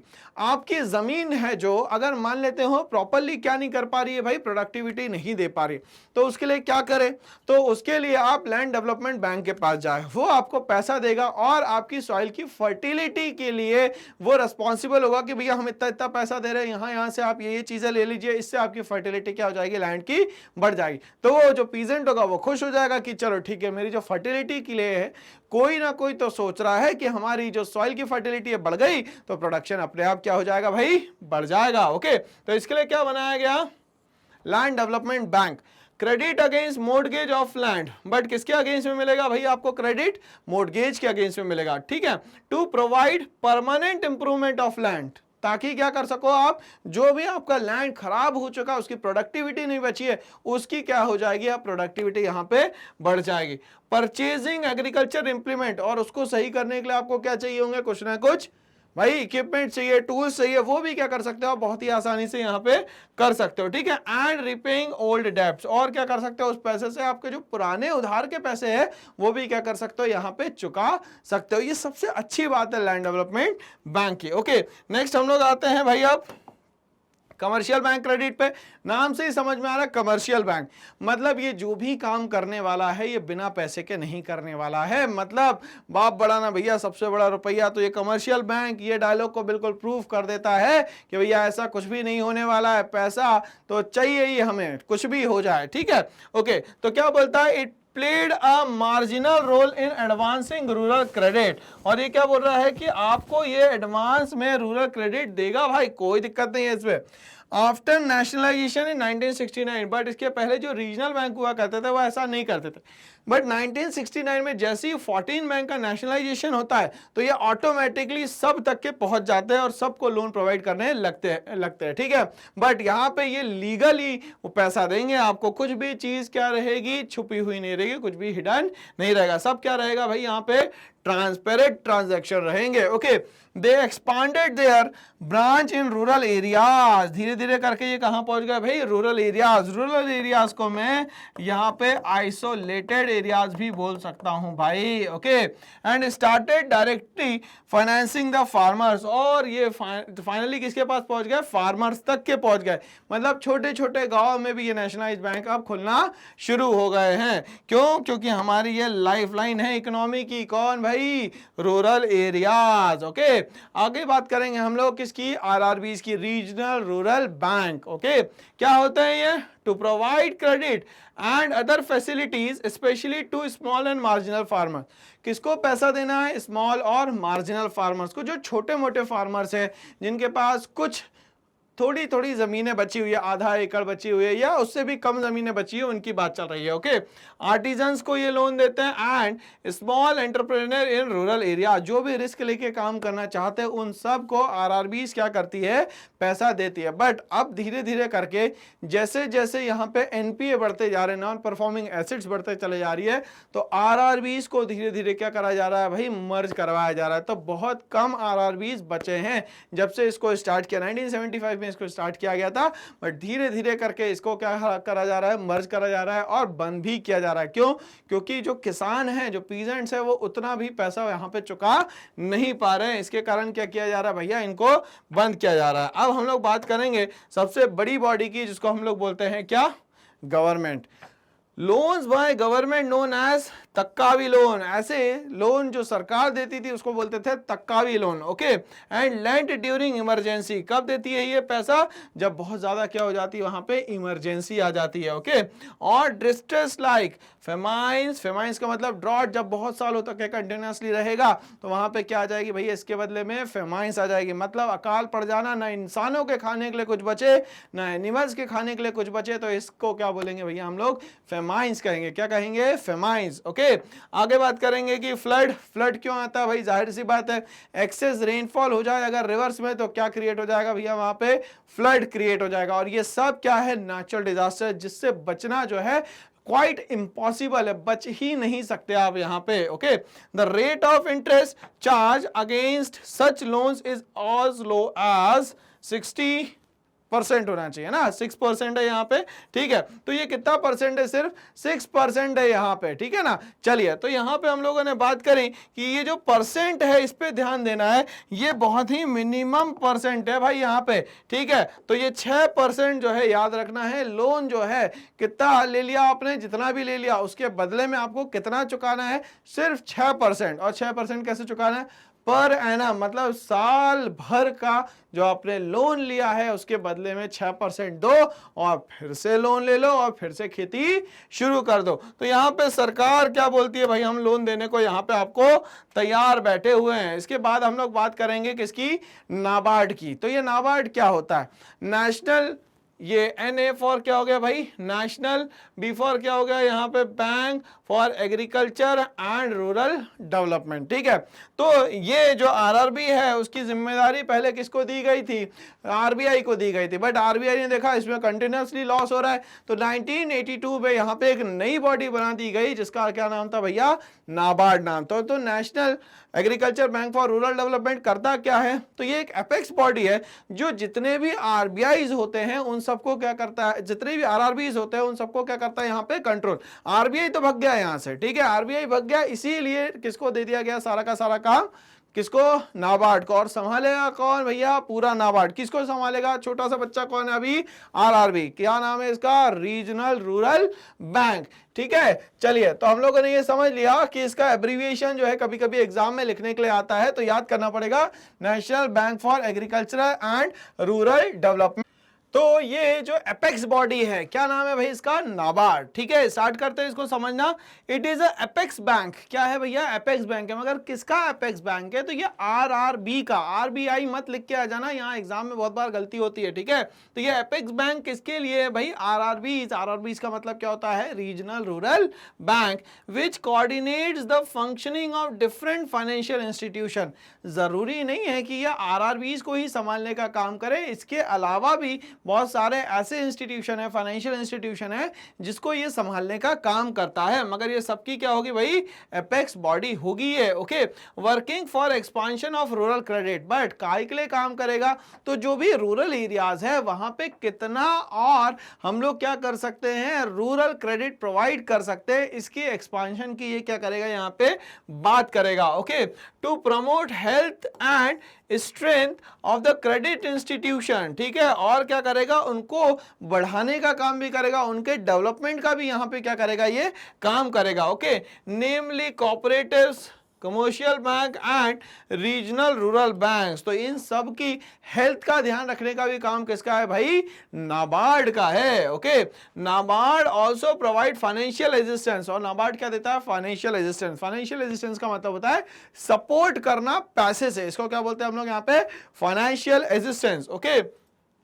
To the non farm sector to, जरूरी नहीं है कि फार्मिंग सेक्टर ही हो, नॉन फार्म सेक्टर भी हो सकता है, जैसे पोल्ट्री फार्म हो गया, अगर मान लेते हैं आप चाहते हैं डेयरी खोलना, तो इन सब में भी नाबार्ड क्या कर सकता है, आपका सपोर्ट कर सकता है। प्रमोट इंटीग्रेटेड रूरल डेवलपमेंट, मतलब हर तरीके से रूरल एरिया में जो सपोर्ट करने वाली जो एपेक्स इंस्टीट्यूशन है उसका क्या नाम रख दिया है हम लोगों ने, नाबार्ड रख दिया है, okay. And prosperity of the backward rural areas, और जितने भी बैकवर्ड रूरल एरियाज है उनको भी क्या करेगा, टॉप मोस्ट बनाने की कोशिश करेगा, क्योंकि पैसा होगा तो सारा काम बहुत ही आसान है, पैसा नहीं रहेगा तो यहां पे काम नहीं हो पाएगा। आगे हम लोग बढ़ते हैं, बात करेंगे भैया हम लोग सेल्फ हेल्प ग्रुप्स की, जिसको हम लोग लिंक कर रहे हैं program for the micro finance, मतलब वो छोटा पैसा जिससे हम लोग बिजनेस स्टार्ट करते हैं उसको हम लोग बोलेंगे भैया माइक्रो फाइनेंस, या हम लोग बोलते हैं सेल्फ हेल्प ग्रुप, ठीक है। एक सबसे अच्छा एग्जाम्पल है लिज्जत पापड़, ठीक है, बहुत ही कम 70-80 रुपए से आज स्टार्ट करी गई थी कंपनी और आज देखिए करोड़ों में वो खेल रही है। तो ऐसे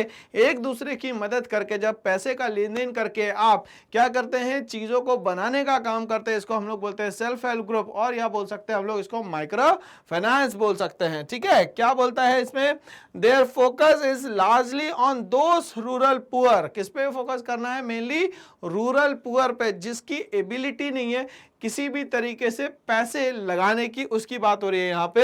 who have no sustainable available access to the formal banking system, और उसकी क्या एक्सेस नहीं है भाई, फॉर्मल बैंकिंग सिस्टम में कोई भी एक्सेस नहीं है, मतलब वो खुद नहीं जा पा रहा है उस सिस्टम में। इसकी बात यहां कर रहे हैं। Bye March 2012 more than 43 lakh SHG, मतलब लगभग 43 lakh SHG self help groups open हो चुके हैं। मतलब देखिए काम कितना तेजी से चल रहा है हर रूरल एरिया में। Okay, by March 2012 more than 43 lakh, ये डेटा याद रखना है, had reportedly been credit link, और कहीं ना कहीं उनको क्या मिल रहा है, यहां से पैसा बहुत अच्छा खासा मिल रहा है और वो काम भी बहुत सारा कर रहे हैं। From pooled money credit is given to the needy member at the reasonable rates, और उसी ग्रुप के मेंबर को क्या करा जाता है, यहाँ पे बहुत ही आसान इंटरेस्ट पे और बहुत ही आसान किस्तों पे, ईएमआई भी बोल सकते हैं हम लोग इसको, बहुत ही सस्ते दरों पे इनको क्या मिल जाता है, यहाँ पे भैया पैसा मिल जाता है, ताकि क्या कर सके वो लोग, अपना काम पूरा कर सके। Okay, which is to be repaid in small installments, और किस में दे सकते हैं, स्मॉल इंस्टॉलमेंट्स में, जिसको हम लोग क्या बोल सकते हैं यहाँ पे, ईएमआईज, इक्वेटेड मंथली इंस्टॉलमेंट, जो कि बहुत आसान हो जाता है पैसा वापस करना। ओके, आगे हम लोग बात करते हैं critical appraisal of the rural banking problems are. अब कौन कौन सी प्रॉब्लम्स है भाई, क्यों ये जो रूरल बैंकिंग है ये बहुत ज्यादा ग्रोथ नहीं कर पाई, कुछ तो रीजंस होंगे इसके पीछे। ओके, सबसे पहले हम लोग बात करते हैं इनसफिशियंसी की। Volume of credit still insufficient, जितना हम लोग चाहते हैं, फॉर एग्जांपल इस बैंक में हम लोग चाहते हैं 10,000 करोड़ क्रेडिट देने के लिए, मगर यहाँ पे सिर्फ कितना है भाई, 1,000 करोड़ है, ये आखिरी वाला जीरो हटा दिया मैंने। जब इतना पैसा होगा ही नहीं तो वो देंगे कैसे, अगर वो पैसा नहीं देंगे तो एग्रीकल्चर नहीं होगी, एग्रीकल्चर नहीं होगी तो आउटपुट नहीं होगा, आउटपुट नहीं होगा तो आपकी इकोनॉमिक ग्रोथ नहीं कर पाएगी और रूरल डेवलपमेंट भी नहीं हो पाएगा। तो इनएफिशिएंसी के कारण भी कहीं ना कहीं यहाँ पे ग्रोथ नहीं हो पाती है। Number 2, inadequate coverage of institutional sources. अब जहां जहां तक के आरआरबी पहुंचाने की कोशिश करी गई वहां पहुंचे तो मगर काम नहीं कर पाए, पैसा तो दे दिया, पैसा निकलवा नहीं पाए, तो पैसा ज्यादा डूबने लग गया।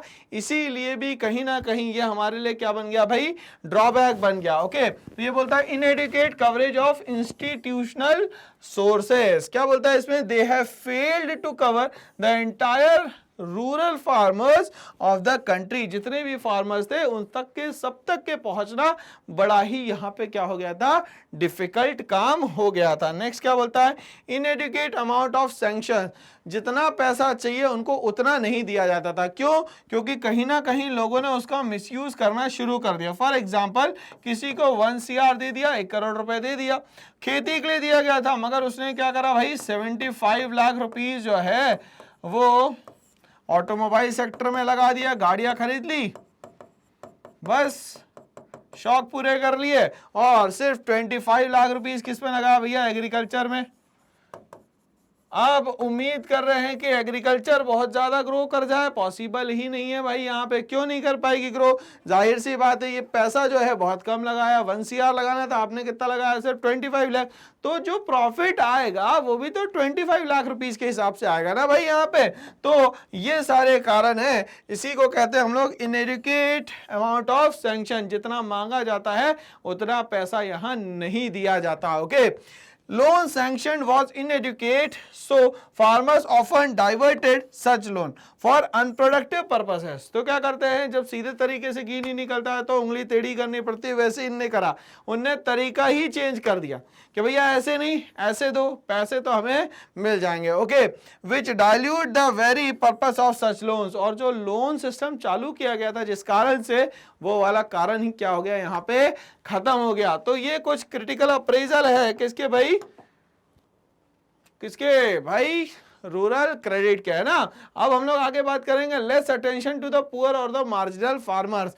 अब वो गरीब लोग जिनको एक्चुअल में जरूरत है उन तक के लिए तो पैसा बचता ही नहीं है। क्यों, क्योंकि जो रिच फार्मर्स, रिच पीजेंट्स रहते हैं वो पूरा का पूरा पैसा क्या कर लेते थे, निकाल लेते, तो इनके पास कुछ बचता ही नहीं था। Okay, well to do farmers getting more attention due to better creditworthiness. जो अच्छे फार्मर्स है उनकी क्रेडिट वर्दीनेस मार्केट में अच्छी है, बैंकों के सामने अच्छी है, तो बैंक भी उनको पैसा देती है। क्यों, क्योंकि वो पेड ऑफ टाइम पे कर देते हैं, मतलब उनकी जो ईएमआई होती है वो कभी भी बाउंस नहीं होती थी, इसीलिए उन लोगों को पैसा बहुत ही आसानी से मिल जाता था। बट वो जो पीजेंट्स है, जो बहुत ही ज़्यादा गरीब है, उस तक के ये पैसा पहुंच ही नहीं पाता था और वो हमेशा की तरह क्या हो गया भाई, फिर गरीब हो गया। ओके, ग्रोइंग ओवर ड्यू, धीरे धीरे करके एक बार अगर उधारी में फंस गए तो ये धीरे धीरे करके क्या होती जाएगी, बढ़ती चली जाएगी, ये खत्म होने वाली नहीं है।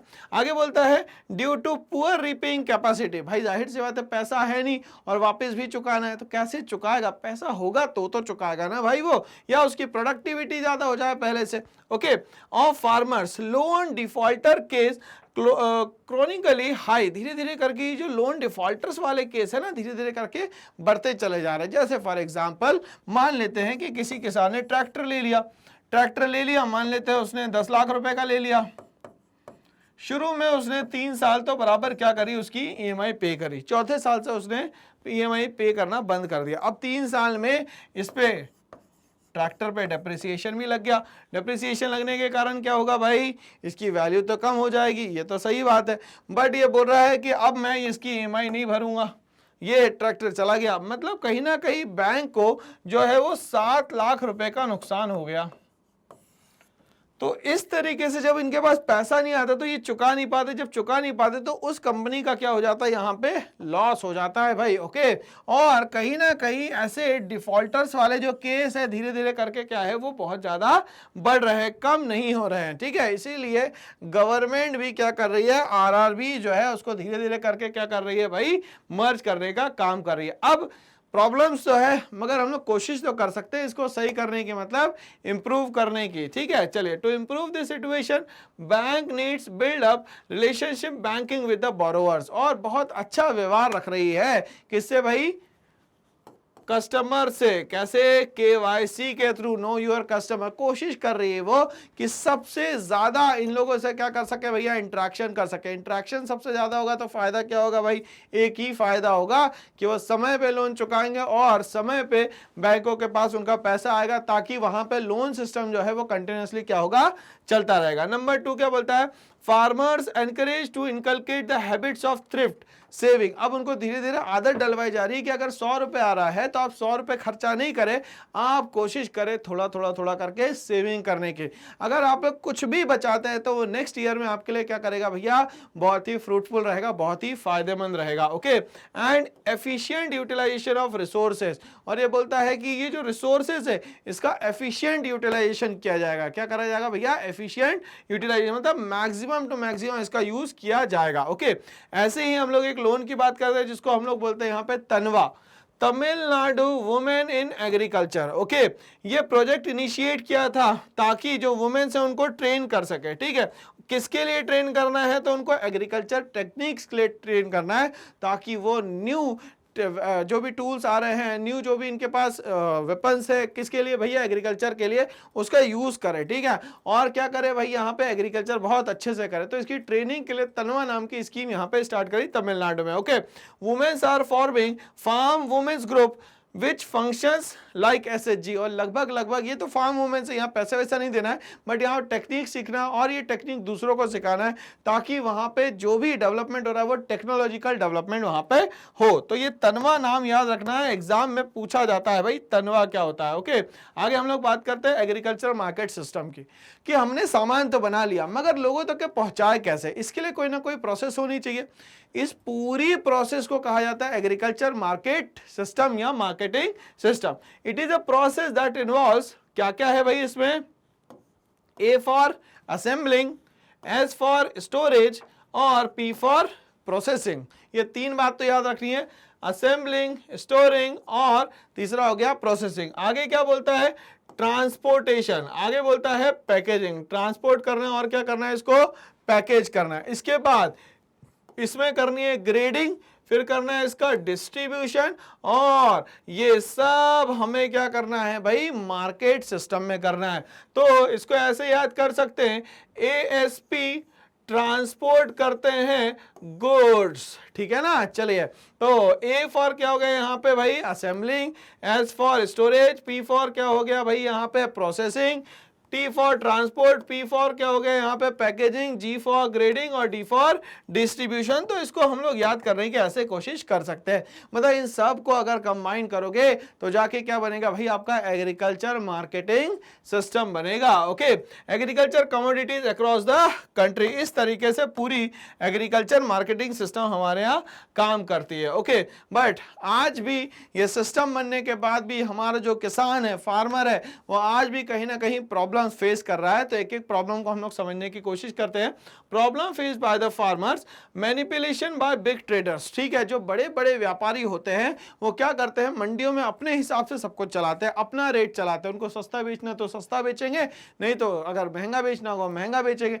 तो ये छोटे जो फार्मर्स होते हैं, छोटे जो किसान होते हैं, इनके चक्कर में क्या हो जाते हैं, पिस जाते हैं। Okay, farmers suffered from faulty weighing and manipulation. ठीक है, कहीं ना कहीं यहाँ पे वेट्स एंड मेजर्स का जो सिस्टम है वो भी चेंज कर दिया जाता है। तो 1 किलो में मान लेते हैं पहले 1000 ग्राम हुआ करता, तो इन लोगों के हिसाब से 1 किलो में मुश्किल से 700 ग्राम होता होगा, तो 300 ग्राम का वो क्या करते हैं, पैसा बचा लेते हैं। ठीक है ना, इस तरीके से कहीं ना कहीं फॉल्ट किए जाते हैं, लोगों के साथ मैनिपुलेट किया जाता है। Of accounts while selling their produce to traders, जैसे बेचा जाता है उसमें क्या करा जाता है, ये सारा का सारा सिस्टम चेंज कर दिया जाता है। नंबर 2 बोलता है लैक ऑफ मार्केट इंफॉर्मेशन। जो छोटा मोटा किसान होता है उसको मार्केट के बारे में पता ही नहीं होता है कि होने क्या वाला है, करने क्या वाला है, ये पता ही नहीं है सारा का सारा। Okay, farmers were often to sell at low price. Market नहीं पता तो वो क्या करते हैं, मार्केट में जाते हैं और चीजों को क्या करते हैं, बहुत ही कम प्राइस पे क्या कर देते हैं, बेच देते हैं। और जब वो किसी से डिस्कस करते तब पता चलता अरे यार हम लोगों ने तो बहुत सस्ता बेच दिया, अब तो कुछ नहीं हो सकता इसमें। Okay, to lack required information on price prevailing in the market. और ये जो प्राइस प्रिवेल कर रहा है मार्केट में और ये जो बेच के है उसमें जमीन आसमान का क्या हो जाता है भाई, अंतर हो जाता है। ओके, नेक्स्ट बोलता है लैक ऑफ स्टोरेज, कि वो जो किसान है छोटा मोटा, वो चीजों को प्रोड्यूस तो कर लेता मगर रख नहीं पाता अपने पास। क्यों? क्योंकि उसके पास स्टोरेज के लिए कहीं पे भी जगह नहीं होती। ये सबसे इंपॉर्टेंट बात है ना। चलिए, तो ये बोलता है more than 10% of the goods produce in farms are wasted due to lack of storage. और बहुत सारा प्रोडक्ट जो है बन तो जाता है, मार्केट में ले जाने की कोशिश भी करते हैं, बट स्टोर ना होने के कारण वो क्या हो जाता है, हर साल खराब हो जाता है। तो लगभग 10% का जो है वो हमारे गुड्स का क्या हो जाता है भाई, यहाँ पे लॉस हो जाता है बहुत। चलिए, measures to improve agriculture marketing की बात करें हम लोग, तो अब जो भी हमारे यहाँ मार्केटिंग सिस्टम चल रहा है जिसको हम लोगों ने याद किया था अभी ASP से, ठीक है, तो ये जो ASP से हम लोगों ने याद किया था, इसमें जो ड्रॉबैक्स है उसको सही भी तो करना पड़ेगा। तो क्या करें ऐसा कि जो सिस्टम है खराब जो हो रहा है उसको क्या करा जा सके, सही किया जाए। सबसे पहले बोलता है कि जो मार्केट है उसको एक रेगुलेटेड मार्केट बना दो। रेगुलेटेड मतलब कि कुछ लोग मिलकर इसको डिसाइड करेंगे, सब लोग यहाँ पे डिसाइड नहीं करेंगे कि मार्केट में क्या होना चाहिए। और जनरली मार्केट जो है वो डिमांड एंड सप्लाई पे काम करता है, ये बात हमें याद रखनी होगी। Okay, to create orderly and transparent marketing condition, अगर आप चाहते हो ऐसा कि मार्केटिंग कंडीशन बिल्कुल सही हो जाए, regulated markets protect the farmers. और रेगुलेटेड मार्केट जो है वो क्या हो जाएगा, प्रोटेक्ट करे किसको भैया, फार्मर्स को। Okay, from malpractices of sellers and brokers. ये जो बिचौलिए होते हैं बीच के, जो चीजों का रेट बढ़ा देते हैं, कैसे बढ़ा देते हैं ध्यान से समझिएगा। मान लेते हैं ये प्रोडक्ट है 10 रुपए का, बीच में ब्रोकर आ गया, ये हो गया भैया 12 रुपए का, ठीक है, और मार्केट में कितने का आया भैया 15 रुपए का। तो ये क्या करते हैं, ये 2 रुपए जो एक्स्ट्रा ले रहे हैं वो हर किसी से लेंगे और इसी से क्या करेंगे, वो पैसे कमाएंगे और ये मार्केट में चीजें क्या हो जाएंगी भाई, महंगी हो जाएंगी। तो हमें किससे बचना है भाई, जो फार्मर्स है और पीजेंट्स है उनको बचना किससे है, ये जो कुछ फॉल्ट करने वाले लोग हैं जैसे ब्रोकर्स हो गए या बीच में जो बैठे हुए हैं उन लोगों से बचना है। ठीक है, और क्या कर सकते हैं, ये जो एग्रीकल्चर मार्केटिंग में प्रॉब्लम आती है उसको सही करने के लिए, तो ये बोलता है इंफ्रास्ट्रक्चरल फैसिलिटीज अगर मिल जाए तो, मतलब बेसिक फैसिलिटी मिल जाएगी तो बहुत सारा काम आसान हो जाएगा। The government aims to provide physical infrastructure, क्या दे दे भाई यहाँ पे, फिजिकल इंफ्रास्ट्रक्चर, जिसमें क्या क्या आएगा भाई, रोड्स, रेलवेज। अब ये रोड्स क्या करेंगे, तो वहां तक के भी पहुंच जाएंगे जहां तक के कोई नहीं पहुंच सकता। क्यों? क्योंकि रोड हर जगह पहुंच सकती है बट रेलवे जो है वो नहीं पहुंच सकती। क्यों? क्योंकि बहुत डिफिकल्ट होता है। क्यों? क्योंकि इसका पूरा सिस्टम बनेगा तभी जाके ये काम करेंगे, मगर रोडवेज का ऐसा कुछ भी नहीं है, वो कैसे भी काम कर सकता है। ओके, वेयर हाउसेज बनाया जाए। वेयर हाउसेज मतलब जो भी आपका ग्रेन्स है उसको स्टोर करने की जो जगह होती है उसको बोलते हैं हम लोग वेयर हाउसेज, और इसको मेंटेन कराया जाए, कैसे भाई, FCI, food corporation of India से। ओके, आगे क्या बोलता है इसमें, गोडाउन बनाया जाए सामान रखने के लिए, कोल्ड स्टोरेज बनाया जाए, बहुत सारे सामान जो है वो कोल्ड स्टोरेज में रहते हैं यहाँ पे, and processing units, processing units मतलब हो सकता है उसको पैक करके आप आगे बढ़ाएंगे तो वो खराब नहीं होगा, नहीं तो क्या हो जाएगा उस पर्टिकुलर टाइम पीरियड में क्या हो सकता है, खराब भी हो सकता है, ठीक है ना। ठीक है, और इसमें क्या करना है भाई, इसको प्रोसेस कर रहा है। The current infrastructure facilitates are quite inadequate, but आज का हम लोग इंफ्रास्ट्रक्चर देख रहे हैं तो वो बिल्कुल भी अप्रोप्रिएट नहीं है। फार्मर्स तो बहुत मेहनत कर रहे हैं बट आज हम लोग इसको स्टोर नहीं कर पा रहे, ये हमारे लिए ड्रॉबैक है। To meet the growing demand and need to be improved, धीरे धीरे करके हम लोग कोशिश कर रहे हैं कि जैसी डिमांड बढ़ रही है वैसे चीजें क्या हो जाए, धीरे धीरे करके क्या हो जाए, पूरी तरीके से इंप्रूव हो जाए, ये बहुत ज्यादा जरूरी है। तो हम लोगों ने रेगुलेटेड और इंफ्रास्ट्रक्चर फैसिलिटीज की बात करी, अब हम लोग बात करते हैं किसकी, कोऑपरेटिव मार्केटिंग की। अब कोऑपरेटिव मार्केटिंग समझ में आ रहा है, नाम से कोऑपरेटिव, मिल के काम करने वाली मार्केटिंग जो होती है उसको बोलेंगे कोऑपरेटिव, है ना। बोलता है marketing societies are formed by farmers, ये बोल रहा है जितनी भी मार्केटिंग सोसाइटीज है जनरली कौन बनाता है, तो ये बनाते हैं भाई farmers. To sell the output collectively, और ये सब मिलके बेचने की क्या करेंगे, इसको यहां पे कोशिश करेंगे। And to take advantage of collective bargaining, और अगर मान लेते हैं बार्गेनिंग हो भी रही है तो सबके साथ होनी चाहिए, अकेले अकेले यहां पे बार्गेनिंग कभी भी नहीं होनी चाहिए, ये सबसे इंपॉर्टेंट है यहाँ पे। Okay, in order to obtain better prices, अगर सब बार्गेनिंग करेंगे तो क्या हो जाएगा, कोई ज्यादा बार्गेनिंग करेगा और कोई कम बार्गेनिंग करेगा। जब ये ऐसे चेंज होगा, बार्गेनिंग सिस्टम चेंज होगा, तो प्रॉब्लम ये होगी कि किसी के पास बहुत ज्यादा पैसा आएगा, क्योंकि जो बड़े रिच लैंडलॉर्ड्स होंगे या बड़े जमींदार होंगे उनको तो कोई फर्क नहीं पड़ेगा अगर वो 1 रुपए भी कम करके बेचेंगे, बट जो छोटा किसान होगा उसके साथ बहुत ज्यादा क्या हो जाएगी, यहाँ पे प्रॉब्लम हो जाएगी, तो इससे उसको बचना है। नेक्स्ट क्या बोलता है, डिफरेंट पॉलिसी इंस्ट्रूमेंट जो कि सरकार मेनली चलाती है। पहला जो चलाती है वो है मिनिमम सपोर्ट प्राइस। अब ये क्या होता है मिनिमम सपोर्ट प्राइस, तो किसानों के साथ पहले ही टाई अप हो जाता है कि आपकी जो भी खेती होने वाली है उसका हम लोग इतना पैसा तो देंगे ही देंगे। इसका मतलब क्या हुआ भाई, आपका नुकसान नहीं होगा, ठीक है, मतलब आपको श्योरिटी आ गई। आप क्या करोगे, खेती बिना आप प्रेशर के करोगे, ठीक है, मिनिमम इतना पैसा तो आना है। तो इस तरीके का सपोर्ट जब उस ग्रेन्स पे कौन करती है, गवर्नमेंट करती है, तो उसको बोला जाता है मिनिमम सपोर्ट प्राइस। क्या बोला जाता है, minimum support price. Government fixes the minimum support prices of 24 agricultural product, और इन्हें क्या करा, 24 एग्रीकल्चर प्रोडक्ट के साथ टाई अप कर दिया कि भाई इतने एग्रीकल्चर जो प्रोडक्ट है इसके साथ तो भाई हमेशा आपको इतना सपोर्ट मिलेगा ही मिलेगा। कौन कौन से प्रोडक्ट है, फॉर एग्जाम्पल वीट, राइस, मेज, ठीक है, ये सारे के सारे मैक्सिमम ग्रेन्स है। ओके, कॉटन हो गया, शुगर केन हो गया, pulses such as a price में be regarded as an offer, ठीक है। तो ये इसका जो प्राइस है वो एक तरीके का ऑफर दे दिया गया कि इतना तो आपको मिलेगा ही मिलेगा यहाँ पे। At which the government is willing to buy any amount of grain from the farmers, और जितना प्रोडक्शन हुआ है वो फार्मर्स से क्या करेगी, साथ में पूरा खरीद लेगी भाई, यहाँ पे उसको कोई प्रॉब्लम नहीं है, ठीक है। क्यों, क्योंकि उसको भी तो क्या है, वो सस्ते में ही मिल रहा है और बल्क में मिल रहा है सारा का सारा। ओके, ठीक है, तो यहाँ पे ये हम लोगों ने कुछ मेजर्स की यहाँ पे बात करी है जिससे हम लोग एग्रीकल्चर सिस्टम को क्या कर सकते हैं और इंप्रूव कर सकते हैं। नेक्स्ट आता है यहाँ पे बफर स्टॉक। अब ये बफर स्टॉक क्या होता है, तो इमरजेंसी के लिए जो आप फूड को स्टोर करके रख सकते हो ग्रेन्स फॉर्म में, ठीक है, तो इसको क्या बोलते हैं भैया हम लोग, बफर स्टॉक। इसको मेंटेन करने का काम कौन करती है, एफसीआई करती है। कौन करती है, एफसीआई बोले तो food corporation of India. Okay, food corporation of India 1964 में सेटअप होती है और ठीक है काम करना कब से शुरू करती है भाई, 1965 से। हेडक्वार्टर कहां था पहले इसका, चेन्नई में, धीरे से मूव कहां हो गया भैया, दिल्ली में, ठीक है। Purchases wheat and rice at procurement prices, सबसे मिनिमम जो प्राइस होता है उनको लगता है कि इतने पे खरीदना चाहिए वो उस पे खरीदती है। To maintain the buffer stock, और बफर स्टॉक के लिए बनाया जाता है भैया, इमरजेंसी के लिए बनाया जाता है। मेंटेन करने वाली जो बॉडी है उसका नाम क्या है, FCI, food corporation of India. Okay, buffer stock को समझते हैं।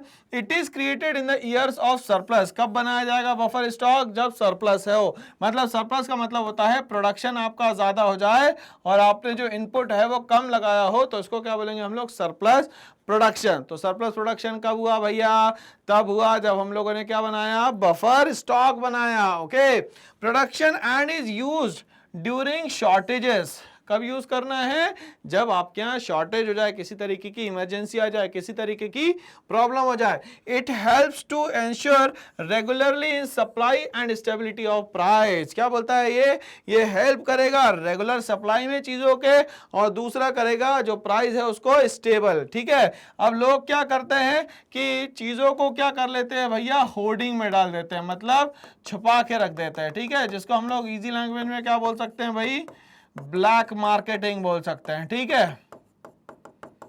अब इसमें क्या करेंगे, चीजों के अननेसेसरली वो रेट को या प्राइस को बढ़ा देंगे मार्केट में।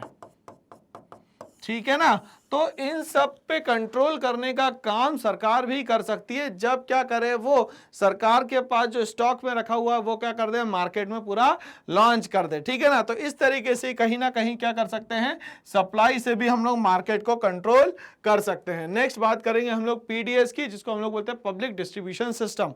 हमने कहा कि यहाँ इंडिया के अंदर कोई भी भूखा पेट ना सोए या भूखा पेट ना रहे, उसके लिए हम लोगों ने एक सिस्टम चलाया जिसको बोलते हैं पीडीएस, पब्लिक डिस्ट्रीब्यूशन सिस्टम, जिसमें अनाज बहुत ही सस्ता, 1 रुपए किलो गेहूं, 2 रुपए किलो चावल। ठीक है, इससे और क्या ही सस्ता ले लोगे भाई। यहाँ पे चलिए ध्यान देते हैं हम लोग, public distribution system, the PDS in our country operates through a network of ration shops.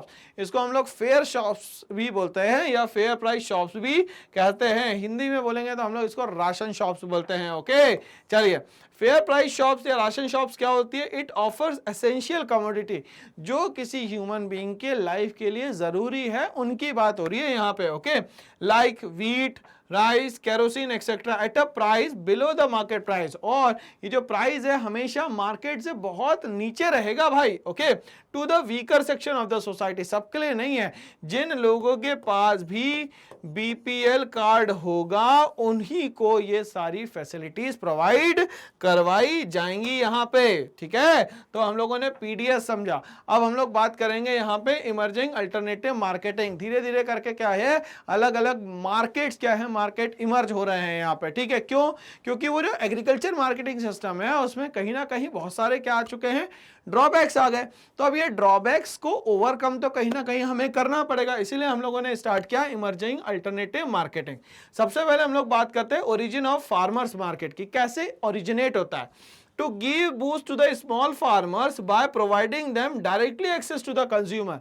क्या करें, ये मार्केट का सिस्टम ही हटा दो, जिसको हम लोग चेन सिस्टम कह रहे हैं। ठीक है, अब जो भी फार्मर है वो डायरेक्टली डील कर ले किससे, कंज्यूमर से। ठीक है, कस्टमर से, उसके पास सामान पहुंच जाएगा और सीधा प्रॉफिट इसको मिल जाएगा। तो बीच की जो चेन है ब्रोकर्स की और कमीशन वालों की, ये सब खत्म कर दी जाए। Okay, access to the consumer and eliminating the middle man. ये जो बिचौले लोग हैं या जो कमीशन वाले हैं या ब्रोकर लोग हैं, उनको सबको यहां से हटाया जाए। अब हम लोगों ने इसी चैनल को आगे बढ़ाया और ये कुछ चैनल हम लोगों ने स्टार्ट करे, जैसे अपनी मंडी है कहाँ पे, पंजाब में, हरियाणा एंड राजस्थान में। यहाँ पे लोग आते हैं, डायरेक्टली कस्टमर को बेच देते हैं और डायरेक्टली इनको क्या मिल जाता है, यहाँ पे प्रॉफिट मिल जाता है। हड़पसर मंडी है पुणे में, रेटू बाजार है कहाँ, आंध्र प्रदेश में, उजयूर सैंडीज है, फार्मर्स मार्केट इन तमिलनाडु। तो ऐसे बहुत सारे चैनल्स हम लोगों ने स्टार्ट किए हैं जिसके थ्रू हम लोगों तक के सीधे क्या कर रहे हैं, सामान को पहुंचाने का काम कर रहे हैं यहाँ पे। तो ये अल्टरनेटिव मार्केटिंग हम लोगों ने अभी समझी किस तरीके से, एक तो ओरिजिन करा, लोगों तक का डायरेक्ट और कुछ जगह पे ये मंडी सिस्टम जो है वो भी क्या करा हम लोगों ने यहाँ पे स्टार्ट कर दिया। ये यहाँ पे याद रखना हमें, एक तो रेटू बाजार इंपॉर्टेंट है आंध्र प्रदेश में, और दूसरा जो है यूसुफ सैंडीज है, फिर तीसरा जो है वो कौन सा है, पंजाब, हरियाणा और कहां पे भैया, राजस्थान में। क्या नाम है उसका, अपनी मंडी। मंडी में बेच दिया है। अब हम लोगों ने सामान मतलब अपनी अपनी मंडी बनाई और सामान बेच दिया है, जिसके कारण हुआ क्या कि ये बीच में जितने भी बिचौले थे वो हट गए। अब किसानों को मिलने लग गया क्या, बहुत सारा प्रॉफिट, तो किसान हो गया है खुश। तो अब और ज्यादा मेहनत करेगा वो, और ज्यादा प्रोडक्शन यहाँ पे करेगा। आगे हम लोग बढ़ते हैं, इसमें बात करते हैं हम लोग alliance with the national and the multinational company. जब ग्राउंड लेवल पे काम बहुत अच्छा होगा तो लोग क्या कोशिश करेंगे, कंट्री लेवल पे काम करने की और कंट्री के बाहर भी लोगों तक के पहुंचाने की। सामान ये हमारी होगी क्या अब कोशिश, ठीक है ना। तो कोशिश करने के लिए हम लोगों ने ये स्टार्ट करा, बोलते हैं दे एनकरेज। अब वो फार्मर्स को एनकरेज करेंगे, सपोर्ट करेंगे कि भैया आप और काम करें, और अच्छा काम करेंगे तो और ग्रोथ यहां पे आपकी पॉसिबल है। They encourage to cultivate farms product providing seeds and other imports. धीरे धीरे करके हम लोगों ने और कल्टिवेट करना शुरू करा क्या, फार्म प्रोडक्ट्स को, और प्रोवाइड करना शुरू करा यहाँ पे अच्छी सीड्स। जैसे फॉर एग्जांपल ये हम लोगों ने बात करी थी शायद HYV सीड्स की, ठीक है ना, हाई यील्डिंग वैरायटी सीड्स। इसमें होता क्या था हाई यील्डिंग वैरायटी सीड्स में, तो ये स्टार्ट करा हम लोगों ने यहाँ पे कब, ग्रीन रेवोल्यूशन के टाइम में, ठीक है। अब इसमें हुआ क्या, तो एक जो छोटा पेड़ है और एक जो बड़ा पेड़ है, इन दोनों को मिलाया और तीसरा जो है वो मिडिल पेड़ बना दिया, ठीक है ना, मिडिल टर्म में पेड़ बना दिया, जिसमें फ्रूट बियरिंग कैपेसिटी भी थी और दूसरा ये क्या कर सकता था, रेजिस्ट भी कर सकता था। मतलब दूसरे जो इंसेक्टिसाइड्स आ रहे हैं उनसे क्या कर सकता था, लड़ भी सकता था। तो इसके कारण यहाँ पे जो प्रोडक्शन है क्रॉप का वो बढ़ गया। तो ऐसी सीड्स जो आई उसके कारण यहाँ पे हमारे यहाँ ग्रीन रेवोल्यूशन हुआ। तो ऐसी ही हमें क्या चाहिए भैया, अब सीड्स चाहिए जिसके कारण हमारा क्या बढ़ सके भैया, बहुत ज्यादा प्रोडक्शन बढ़ सके। Okay, and other inputs, other inputs में मान लेते हैं मैन्यूअर, मान लेते हैं फर्टिलाइजर्स, मान लेते हैं, ये सब चीजें इसमें आएंगी। Okay, and pre decided prices, such arrangement help in reducing the price risk. इसके कारण क्या हो जाएगा कि जो अरेंजमेंट करा है पूरा का पूरा, इसके कारण जो है प्राइस रिस्क क्या हो, थोड़ा थोड़ा कम हो जाएगा और किसानों को मिलने लगेगा बहुत अच्छा पैसा। जब पैसा अच्छा खासा मिलेगा तो इंसान के दिमाग में क्या रहता है कि और काम करा जाए ताकि हम लोग टॉप मोस्ट पोजीशन पे आ जाएं। Okay, and expand the market for the farm product, और धीरे धीरे करके क्या करें, मार्केट को हम लोग और एक्सपांड करें और ज्यादा चीजों का हम लोग क्या करें, प्रोड्यूस करें। तो ये क्या कर रहा है, फार्मर्स को मोटिवेट कर रहा है कि आप किसी भी काम को बहुत अच्छे से करें। जैसे कि फॉर एग्जांपल ITC है एक कंपनी जिसका नाम है इंडियन टोबैको कंपनी। तो इंडियन टोबैको कंपनी जो है एक सोया चौपाल सिस्टम चलाती है, ठीक है। इसमें वो किसानों से डायरेक्टली डील करती है, सामान मंगाती है और वो डायरेक्टली मार्केट में बेचती है, और हो सकता है कि कंट्री के बाहर भी इसके प्रोडक्ट बना के ये बेचती होगी। तो इस तरीके से फार्मर्स को क्या मिल रहा है, पूरा एक बेस मिल रहा है ताकि वो क्या कर सके, यहाँ पे ग्रोथ कर सके। ओके, नेक्स्ट हम लोग बात करते हैं diversification of agricultural activity. But धीरे धीरे करके एग्रीकल्चर, मैंने आपको शुरू में कहा था कि एग्रीकल्चर जो है सबसे रिस्की बिजनेस है। तो इंसान अब इसमें पैसा डालने के बजाय सोच रहा है कि हम लोग बचे कैसे। तो उसने कहा एक काम करो, ये काम तो करते ही हैं, एग्रीकल्चर तो करते हैं, बट पैरेलली उसके साथ जो एलाइड एक्टिविटीज होती है उसमें भी क्यों ना हम लोग क्या करें, रिस्क लेके देखें। हो सकता है कि दोनों काम हमारे एक साथ चल जाए, ठीक है। तो हम लोग बात करते हैं ये डाइवर्सिफिकेशन हुआ क्यों। Reason for diversification, greater risk in depending exclusively on farming. अगर देखा जाए तो इसमें बहुत ज्यादा रिस्क है, बहुत ज्यादा रिस्क। मतलब खरीफ डूब गया, राबी डूब गया, जायद डूब गया, तो आपके पास कुछ बचेगा ही नहीं, और उधार वाले भी तो बैठे हुए जो पकड़ लेंगे आपको, है ना। तो इससे बचने के लिए लोगों ने क्या करा, वो सेकंड चैनल इस्तेमाल करा for livelihood and productive sustainable livelihood, ठीक है। ऐसा कुछ काम करना है जिससे लंबे समय तक के हम लोगों को कुछ ना कुछ क्या हो, मिलता रहे। ऑप्शंस टू रूरल पीपल, और ये ऑप्शन किसको मिल रहा है भाई, यहाँ पे रूरल पीपल को मिल रहा है, क्योंकि लंबा सर्वाइव करना है तो कुछ ना कुछ हमें क्या देखना पड़ेगा भैया, बैकअप प्लान करके तो चलना ही पड़ेगा, ठीक है। नेक्स्ट बोलता है बेनिफिट्स ऑफ डाइवर्सिफिकेशन, कि जो डाइवर्सिफिकेशन है उसके हमें फायदे क्या क्या मिलने वाले हैं। तो सबसे पहले बोलता है employment activities are concentrated in kharif season, ठीक है। तो सबसे पहले जो हमें लोग लगते हैं काम करने के लिए वो किस सीजन में लगेंगे भैया? KRZ, याद हो गया ना, करिश्मा। तो सबसे पहले खरीफ सीजन में आपको क्या लगेंगे? लोग लगेंगे, ठीक है। उसके बाद बोलता है and rabi season it become difficult gainful employment in the areas where inadequate irrigation facilities.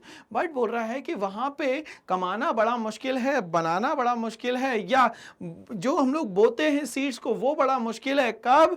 जब वहां पे एम्प्लॉयज ही नहीं मिलेंगे आपको, ठीक है। दूसरा, वहां पे इरिगेशन फैसिलिटी ना हो, मतलब पानी ही ना हो। अब पानी नहीं होगा तो वहां खेती करोगे कैसे? क्योंकि ये तो मिनिमम रिक्वायरमेंट है किसी सीड की कि पानी तो चाहिए ही चाहिए, उसके बिना काम नहीं हो पाएगा। Okay, diversification in other sectors is essential due to supplementary gainful employment, ठीक है। अब क्या होने लग गया कि दूसरे जो सेक्टर्स है उससे क्या मिलने लग गया? इनको पैसा मिलने लग गया, जैसे पोल्ट्री फार्म से मिलने लग गया और गोट फार्मिंग से मिलने लग गया, बफेलोज मतलब डेयरी फार्मिंग करेंगे आप तो उससे मिलने लग गया। तो ये पैसा तो इन लोगों को कहीं ना कहीं मिल रहा है, मगर फार्मिंग में अगर एम्प्लॉयमेंट अगर देना है लोगों को तो भैया फार्मिंग के लिए जो चीजें चाहिए, इंफ्रास्ट्रक्चर, वो चाहिए ही चाहिए। जैसे इरिगेशन चाहिए ही चाहिए, इसके बिना काम नहीं हो सकता। अच्छी सीड चाहिए, HYV सीड चाहिए, काम नहीं होगा। फर्टिलाइजर्स चाहिए ही चाहिए, उसके बिना काम नहीं हो सकता। मतलब इसमें बहुत बड़ा इन्वेस्टमेंट है। तो इसीलिए लोगों ने क्या करा, यहां से डाइवर्सिफाई करना शुरू कर दिया, मतलब चेंज करना शुरू कर दिया, to earn higher levels of income and to overcome poverty and other troubles. धीरे धीरे करके पॉवर्टी को खत्म करना है, ट्रबल्स को खत्म करना है। इसलिए इन लोगों ने बोला एग्रीकल्चर को हम अपनी तरफ से क्या कर रहे हैं? छोड़ रहे हैं, खत्म नहीं कर रहे हैं, सिर्फ छोड़ रहे हैं। और क्या कर रहे हैं हम लोग? दूसरे सेक्टर्स में स्विच कर रहे हैं। तो ये कहीं ना कहीं बेनिफिट था इनका डाइवर्सिफिकेशन का। अब हम लोग बात करते हैं कि डाइवर्सिफिकेशन जो होते हैं वो कितने टाइप के होते हैं। तो ये बोलता है पहला डाइवर्सिफिकेशन जो होता है वो क्रॉप प्रोडक्शन का होता है, और दूसरा जो होता है वो होता है प्रोडक्टिव एक्टिविटीज का। Crop production and productive activities का आइए समझते हैं। Diversification of crop production it involves a shift from single cropping system to multi cropping system. मतलब अब एक काम को छोड़ के आप दूसरे, तीसरे, चौथे काम करने लग जाओ। मतलब एक क्रॉप की जगह 2, 3, 4 अलग अलग टाइप के क्रॉप लगाने लग जाओगे तो उसको क्या बोलेंगे हम लोग भाई? Multi cropping system. क्या करेंगे इसमें? Pattern shift from food grains to cash crop. पहले खाने के लिए लगाते थे सिर्फ, और अब कमाने के लिए लगाते हैं। मतलब अगर गेहूं लगाया तो हम लोगों ने अपने लिए लगाया, तो ये क्या हो गया भैया? फूड ग्रेन हो गया। बट कॉटन लगाया तो दूसरों के लिए लगाया, बेचेंगे तो पैसा आएगा, तो इसको क्या बोलेंगे हम लोग? कैश क्रॉप बोलेंगे। ओके, तो लोगों ने स्विच करा कहां से भैया? फूड क्रॉप से कैश क्रॉप की तरफ, to move from subsistence farming to commercial farming. पहले खुद के लिए काम करते थे सब्सिस्टेंस फार्मिंग, बट अब लोगों के लिए काम करने लग गए, जिसको क्या बोल रहे हैं यहाँ पे? Commercial farming. तो अब यहाँ पे क्या आने वाला है? इनके पास बहुत ज्यादा पैसा आने वाला है। Prime importance given to the cereals in the cropping system. क्यों? क्योंकि इसको इकट्ठा करके रखना बड़ा ही आसान काम है, दूसरा बेचना बड़ा ही आसान काम है, और इसके रेट जो है बहुत कम गिरते हैं। मतलब उतना पैसा तो मिल ही जाता है, किसान जितना प्रॉफिट लेके सोचता है कि हाँ इतना लगाएंगे और इतना हमें मिलने वाला है। ओके, आगे बात करते हैं मल्टी क्रॉपिंग सिस्टम की। Engage in growing a wide variety of crops. अलग अलग तरीके के हम लोग क्रॉप्स लगाएंगे तो जो रिस्क कैपेसिटी है वो भी क्या हो जाएगी? यहां पे बहुत ज्यादा कम हो जाएगी। Okay, it will raise their income, और इन सब के कारण क्या हो जाएगा? इनकम जो है वो बहुत ज्यादा यहां पे बढ़ जाएगी। तो ये हम लोगों ने बात करी अभी डाइवर्सिफिकेशन ऑफ क्रॉप प्रोडक्शन की, ठीक है। अब हम बात करते हैं प्रोडक्टिव एक्टिविटीज की, कि जो रॉ मटेरियल है उससे आप लोग क्या क्या चीजें बना सकते हो, ठीक है। अभी तो सिर्फ एग्रीकल्चर में लगा रहे थे, अब हम लोग बात करेंगे फाइनल गुड्स को बनाने की। Okay, a major proportion of the increasing labour force needs to find alternate employment opportunity in other non farm sector. Farming को छोड़ के भी बहुत सारे काम है जो फार्मिंग से रिलेटेड है, मगर डायरेक्टली फार्मिंग पे डिपेंडेंट नहीं है, हम लोग उसकी बात करते हैं। Okay, sustainable livelihood and would raise the level of income, ठीक है। आज तो हम काम कर रहे हैं, मगर इन फ्यूचर तक के भी हम लोग क्या करेंगे? इसी काम को लेके जाने का काम करेंगे। ओके, द डायनामिक सब सेक्टर्स इंक्लूड एग्रो प्रोसेसिंग, ठीक है। एग्रीकल्चर का जो भी प्रोडक्ट आ रहा है उसको यहां पे क्या करा जाए भैया? प्रोसेस किया जाए, ठीक है। जैसे फॉर एग्जांपल आपने सुना होगा हनी बी, ठीक है, ये एग्रो प्रोडक्ट ही तो है। पिकल, ये एग्रो प्रोडक्ट ही तो है, ठीक है ना। तो एग्रीकल्चर से आया और इसको प्रोसेस करके आपने क्या कर दिया, आगे भेज दिया, बेच दिया। ओके, फूड प्रोसेसिंग, जैम अपने आप में क्या है, ये एग्री प्रोडक्ट ही तो है, एग्रीकल्चर का प्रोडक्ट ही तो है। ओके, फिर इंडस्ट्रीज की बात करेंगे जहां पे रॉ मटेरियल से चीजें बनाई जाएगी। लेदर इंडस्ट्रीज की बात करें जिसको हम लोग बोलते हैं टैनिंग इंडस्ट्री, ठीक है। चलिए आगे बोलता है टूरिज्म एक्सेट्रा, धीरे धीरे करके क्या होए, टूरिज्म भी बहुत ज्यादा यहाँ पे बढ़ने लगेगा। ये बहुत ज्यादा क्या है यहाँ पे जरूरी है। ओके, आगे हम लोग बात करते हैं दो sectors which have the potential but seriously lack of infrastructure. बहुत सारी पोटेंशियल है हमारे पास, जैसे फॉर एग्जांपल हम लोग अगर यहाँ पे बात करें, इसको मैं मान लेता हूं अरावली रेंज, ठीक है, और इसको मैं मान लेता हूं राजस्थान। अब ये अरावली रेंज के कारण राजस्थान में कुछ एरिया जो है ये रेन शेडो एरिया हो गया है, मतलब यहां पे पानी नहीं गिरता है। अब यहां पानी नहीं गिरता भैया, ठीक बात है, तो यहां पे क्या हो गया भैया, हॉट डेजर्ट बन गया है। क्या बन गया है, तो हॉट डेजर्ट मतलब किसी काम का नहीं। तो एक काम करते हैं भैया, यहाँ पे बड़े बड़े हम लोग क्या लगा देते हैं, सोलार पैनल लगा देते हैं। अब इस सोलार पैनल से इलेक्ट्रिसिटी प्रोड्यूस होगी और रेस्ट ऑफ द स्टेट्स को यहां से क्या करेंगे हम लोग भैया, इलेक्ट्रिसिटी प्रोवाइड करेंगे। अब यहाँ पे इसको मेंटेन करने के लिए भी तो बहुत सारे लोग लगेंगे, तो ये भी जगह का क्या है, सही यूटिलाइजेशन है और एक्स्ट्रा सोर्स ऑफ इनकम भी तो है। ओके, यही बोल रहा है कि दो sector which have the potential but seriously lack of infrastructure. अगर यहाँ इंफ्रास्ट्रक्चर सही हो जाएगी तो इस जगह को हम लोग क्या कर सकते हैं, 100% यूटिलाइज कर सकते हैं। Include traditional house hold based industries like pottery, craft, handlooms etcetera. और भी बहुत सारे तरीके हैं जिससे हम लोग पैसा कमा सकते हैं, जैसे कि ये पॉटरी हो गया, अलग अलग तरीके के जो हम लोग ये पॉट्स बनाया करते थे भाई, ये देखो अलग सा एक पॉट बना दिया। क्राफ्ट बनाते थे, हैंडीक्राफ्ट इंडस्ट्री जिसमें आती थी। तो ये सारी इंडस्ट्रीज जो है वो धीरे धीरे करके ग्रो कर सकती है और अच्छा खासा मार्केट में इसका प्राइस भी मिलने को तैयार है। क्यों, क्योंकि ये सारी चीजें क्या होती है, बायोडिग्रेडेबल होती है और इसके कारण किसी भी इन्वायरमेंट में कोई भी जो है वो नेगेटिव इंपैक्ट नहीं आता है। चलिए तो आगे बढ़ते हैं, हम लोग बात करते हैं non farm areas of employment की, जिसमें पहला आता है animal husbandry and livestock. तो एनिमल को क्यों पालना है भाई, तो एनिमल को पालने से यह है कि उनका जो रफेज है वो मैन्योर में काम आ जाता है, कहाँ पे, हमारे एग्रीकल्चर लैंड में। और दूसरा, उनकी बॉडी से अगर कुछ वेस्ट रहता है, जैसे मान लेते हैं शीप है तो उसका लेदर यूज हो जाता है, उसके ऊपर जो वूल होता है वो काम में आ जाता है। तो ये मल्टीपर्पज काम के लिए ये एनिमल्स है, तो इसी को हम लोग पालने को, एनिमल्स को कहते हैं animal husbandry. Okay, it is that branch of agriculture which is concerned with the breeding, पालना, rearing and caring for farm animals. तो इस तरीके से हम लोगों को क्या करना है, एनिमल्स को संभाल के रखना है और दूसरा उनको पालना है। One of the largest live stock population in the world, और हमारे पास सबसे ज्यादा लाइव स्टॉक पॉपुलेशन है पूरे वर्ल्ड में बात की जाए तो। ओके, आगे क्या बोलता है यहाँ पे, one of the largest live stock population. ये एग्जाम में क्वेश्चन पूछा जाता है कि हम लोग कौन से नंबर पे है, तो नंबर 1 पे है, ठीक है। टू ओवर 70 मिलियन, ये डेटा याद रखना है मुझे। And India poultry account for the largest share, 58% हमारे यहाँ पोल्ट्री है, ठीक है, फॉलोड बाय अदर्स। फिर हमारे यहाँ camels, ass, horses, ponies and mules, ये सारे एनिमल्स भी अवेलेबल है, जो डोमेस्टिकेशन करने के बाद इसको हम लोग ट्रांसपोर्ट में भी यूज करते हैं, इनकी स्किन भी यूज होती है और इनके जो वेस्ट होते हैं उसको भी हम लोग क्या करते हैं, एग्रीकल्चर में यूज करने का काम करते हैं। डेयरिंग पे हम लोग आते हैं कि डेयरी सिस्टम क्या होता है, तो मेनली यहाँ पे मिल्क प्रोडक्शन की बात हो रही है। It is that branch of agriculture which involves breeding, rearing and utilisation of dairy animals, मतलब मिल्क प्रोड्यूसिंग एनिमल्स को हम लोग डेयरी एनिमल्स कह रहे हैं यहाँ पे। Production of milk and the various dairy products process from it, और इससे बहुत सारे डेयरी प्रोडक्ट भी बनाए जाते हैं।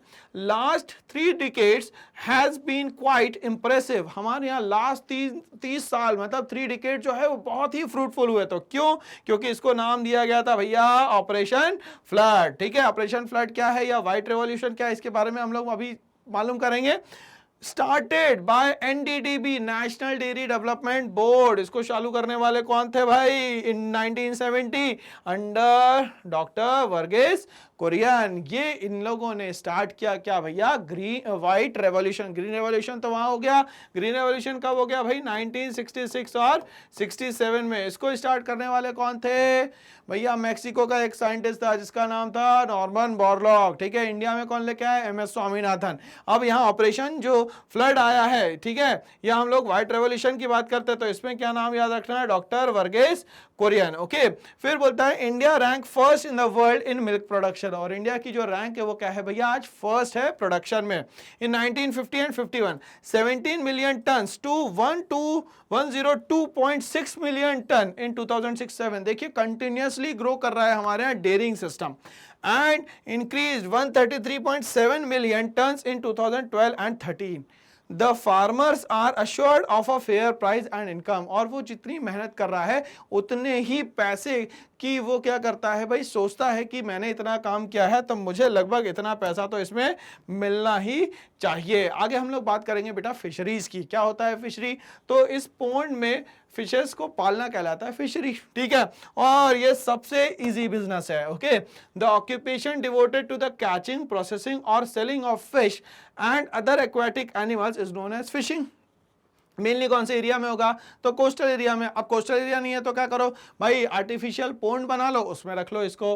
Fishing community regard water bodies as mother. Water bodies को क्या मानते हैं? मदर। क्यों? क्योंकि ये इनके खाने पीने की जुगाड़ करके देती है, इसलिए इसको क्या मानते हैं ये लोग? मदर।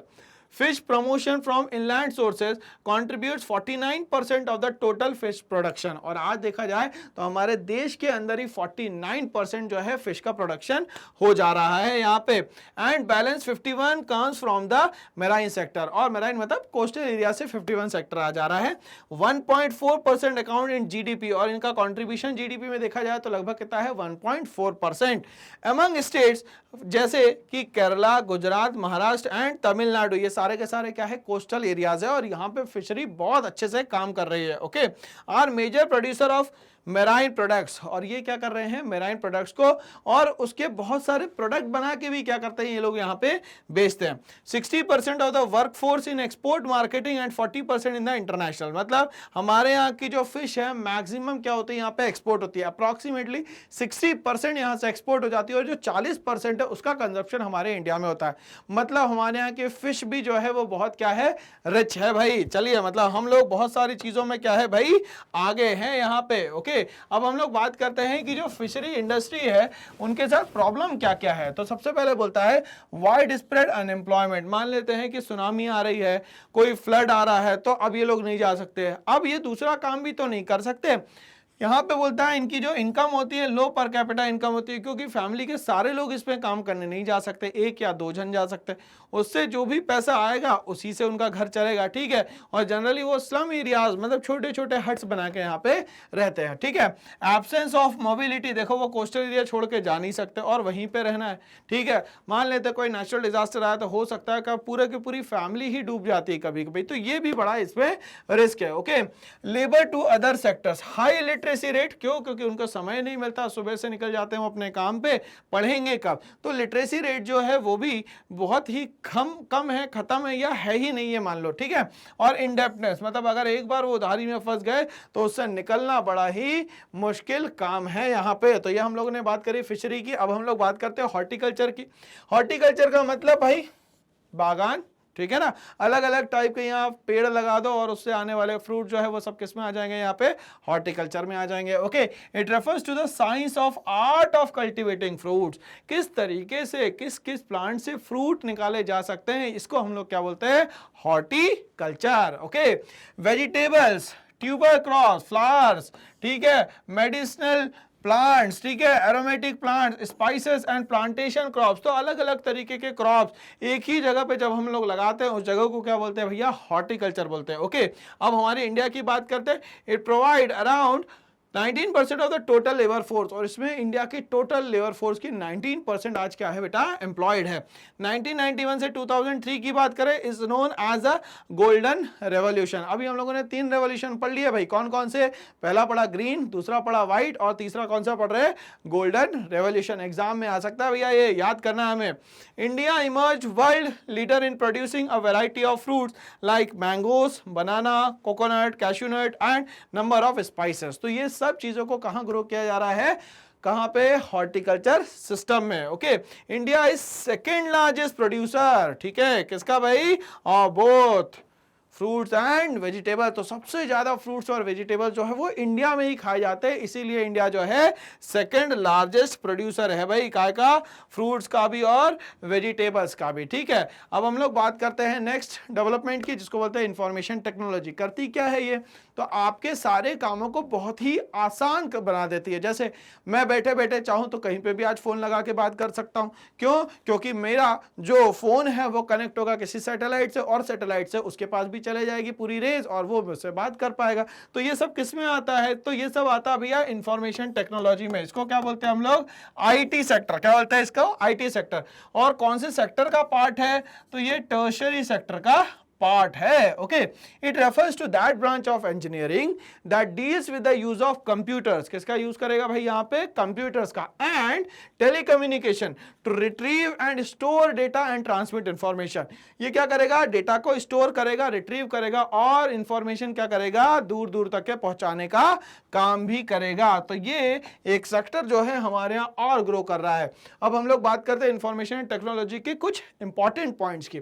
पहला बोलता है information and software tool, government has been able to predict areas of food insecurity. अब धीरे धीरे करके जहां पे फूड इनसिक्योरिटी है वहां तक के भी आईटी सेक्टर इन लोगों ने पहुंचा दिया। क्यों, क्योंकि आईटी सेक्टर तो वहां ग्रोथ कर सकता है, एग्रीकल्चर नहीं कर रहा है ना, बाकी चीजें तो ग्रो कर सकती है ना। Okay, and vulnerability to prevent और reduce the livelihood of an emergency. मतलब उन लोगों तक के क्या पहुंचा दो भाई, एजुकेशन पहुंचा दो और नौकरियां पहुंचा दो, बाकी सब दूसरी जगह से हम लोग पहुंचा देंगे। Okay, information regarding technologies and its application, prices, wealth and soil condition for growing different crop. और हम लोग ये भी इंफॉर्मेशन दे कि कौन सा सॉइल कौन से क्रॉप के लिए अप्रोप्रिएट है, कितना परसेंटेज पेस्टिसाइड का जरूरत है, कितना इंसेक्टिसाइड चाहिए, सब भी हम लोग आईटी से क्या कर सकते हैं, लोगों तक के अपग्रेड या अपडेट करवा सकते हैं।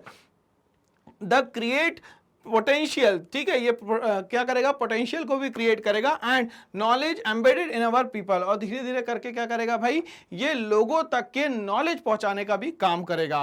लास्ट क्या बोलता है, the aim for increasing the role of information technology is to make every village a knowledge centre. हम क्या चाहते हैं, अभी गांधी जी की बात फिर से याद आ गई कि भाई शहरों की तरक्की से नहीं होगा, गांव की तरक्की से होगा। तो हर गांव में अगर technologically they are upgraded, then India को डेवलप्ड नेशन बनने से कोई भी नहीं रोक सकता। तो क्या बनाना है इंडिया को, एक नॉलेज सेंटर, मतलब हर गांव को क्या बना लो, knowledge centre. Okay, where it provides a sustainable option of employment and livelihood. और वहां पे क्या हो जाएगा, सस्टेनेबल, मतलब आज के लिए नहीं, इन फ्यूचर के लिए भी सारी चीजें क्या हो जाएंगी, यहाँ पे सेफ एंड सिक्योर हो जाएंगी। ओके, हम लोग बात करते हैं एक टर्मिनोलॉजी की जिसका नाम है सरफेसी एक्ट। क्या है ये, the securitisation and reconstruction of financial assets and enforcement of securities interest act 2002। लोग क्या करते थे भाई, पैसा लेके भाग जाते थे, तो इसके लिए गवर्नमेंट ने क्या बना दिया, यहाँ पे एक सरफेसी एक्ट बना दिया। कब बनाया भाई, तो 17 दिसंबर 2002 में। Okay, it is an Indian law, it allows banks and other financial institution to auction residential और कमर्शियल प्रॉपर्टीज ऑफ डिफॉल्टर। जो भी पैसा लेके भगी सरकार का, उसके लिए क्या करो भैया, उसको पकड़ के ले आओ, पकड़ नहीं पा रहे तो उसके जो प्रॉपर्टीज है उन सबको क्या कर दो, मार्केट में नीलाम कर दो और बेच दो। ये सब किस में आता है, सरफेसी एक्ट में। टू रिकवर लोन, क्यों, क्योंकि सरकार का पैसा इसमें डूबा है। The first assets reconstruction company ARC of India, ARCIL was set up under this act, और आरसेल सेटअप करी गई ताकि ये क्या कर सके, वसूली कर सके। जो पैसा सरकार का क्या हो रहा है, डूब रहा है। ठीक है, तो ये सब हम लोगों ने आज पढ़ा है चैप्टर नंबर 6 जिसका नाम था रूरल डेवलपमेंट। तो हम लोग को ये समझ में आ गया कि देश की तरक्की तभी होगी जब हम लोग गांधी जी के कहने पे चलेंगे।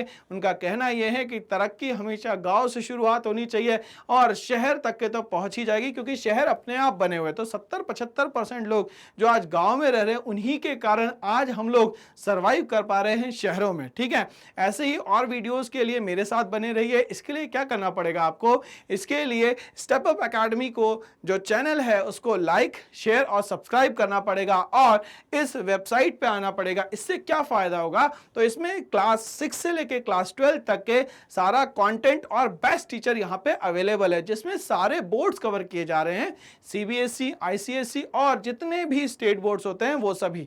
साथ ही साथ इसके मिल रहे हैं कॉम्पिटिटिव एग्जाम की तैयारी करने के भी मौके, जैसे नीट, क्लैट, जेईई, एआईसीयूईटी और टीईटी। तो इसी के लिए मेरे साथ बने रहिए। Thanks for watching all.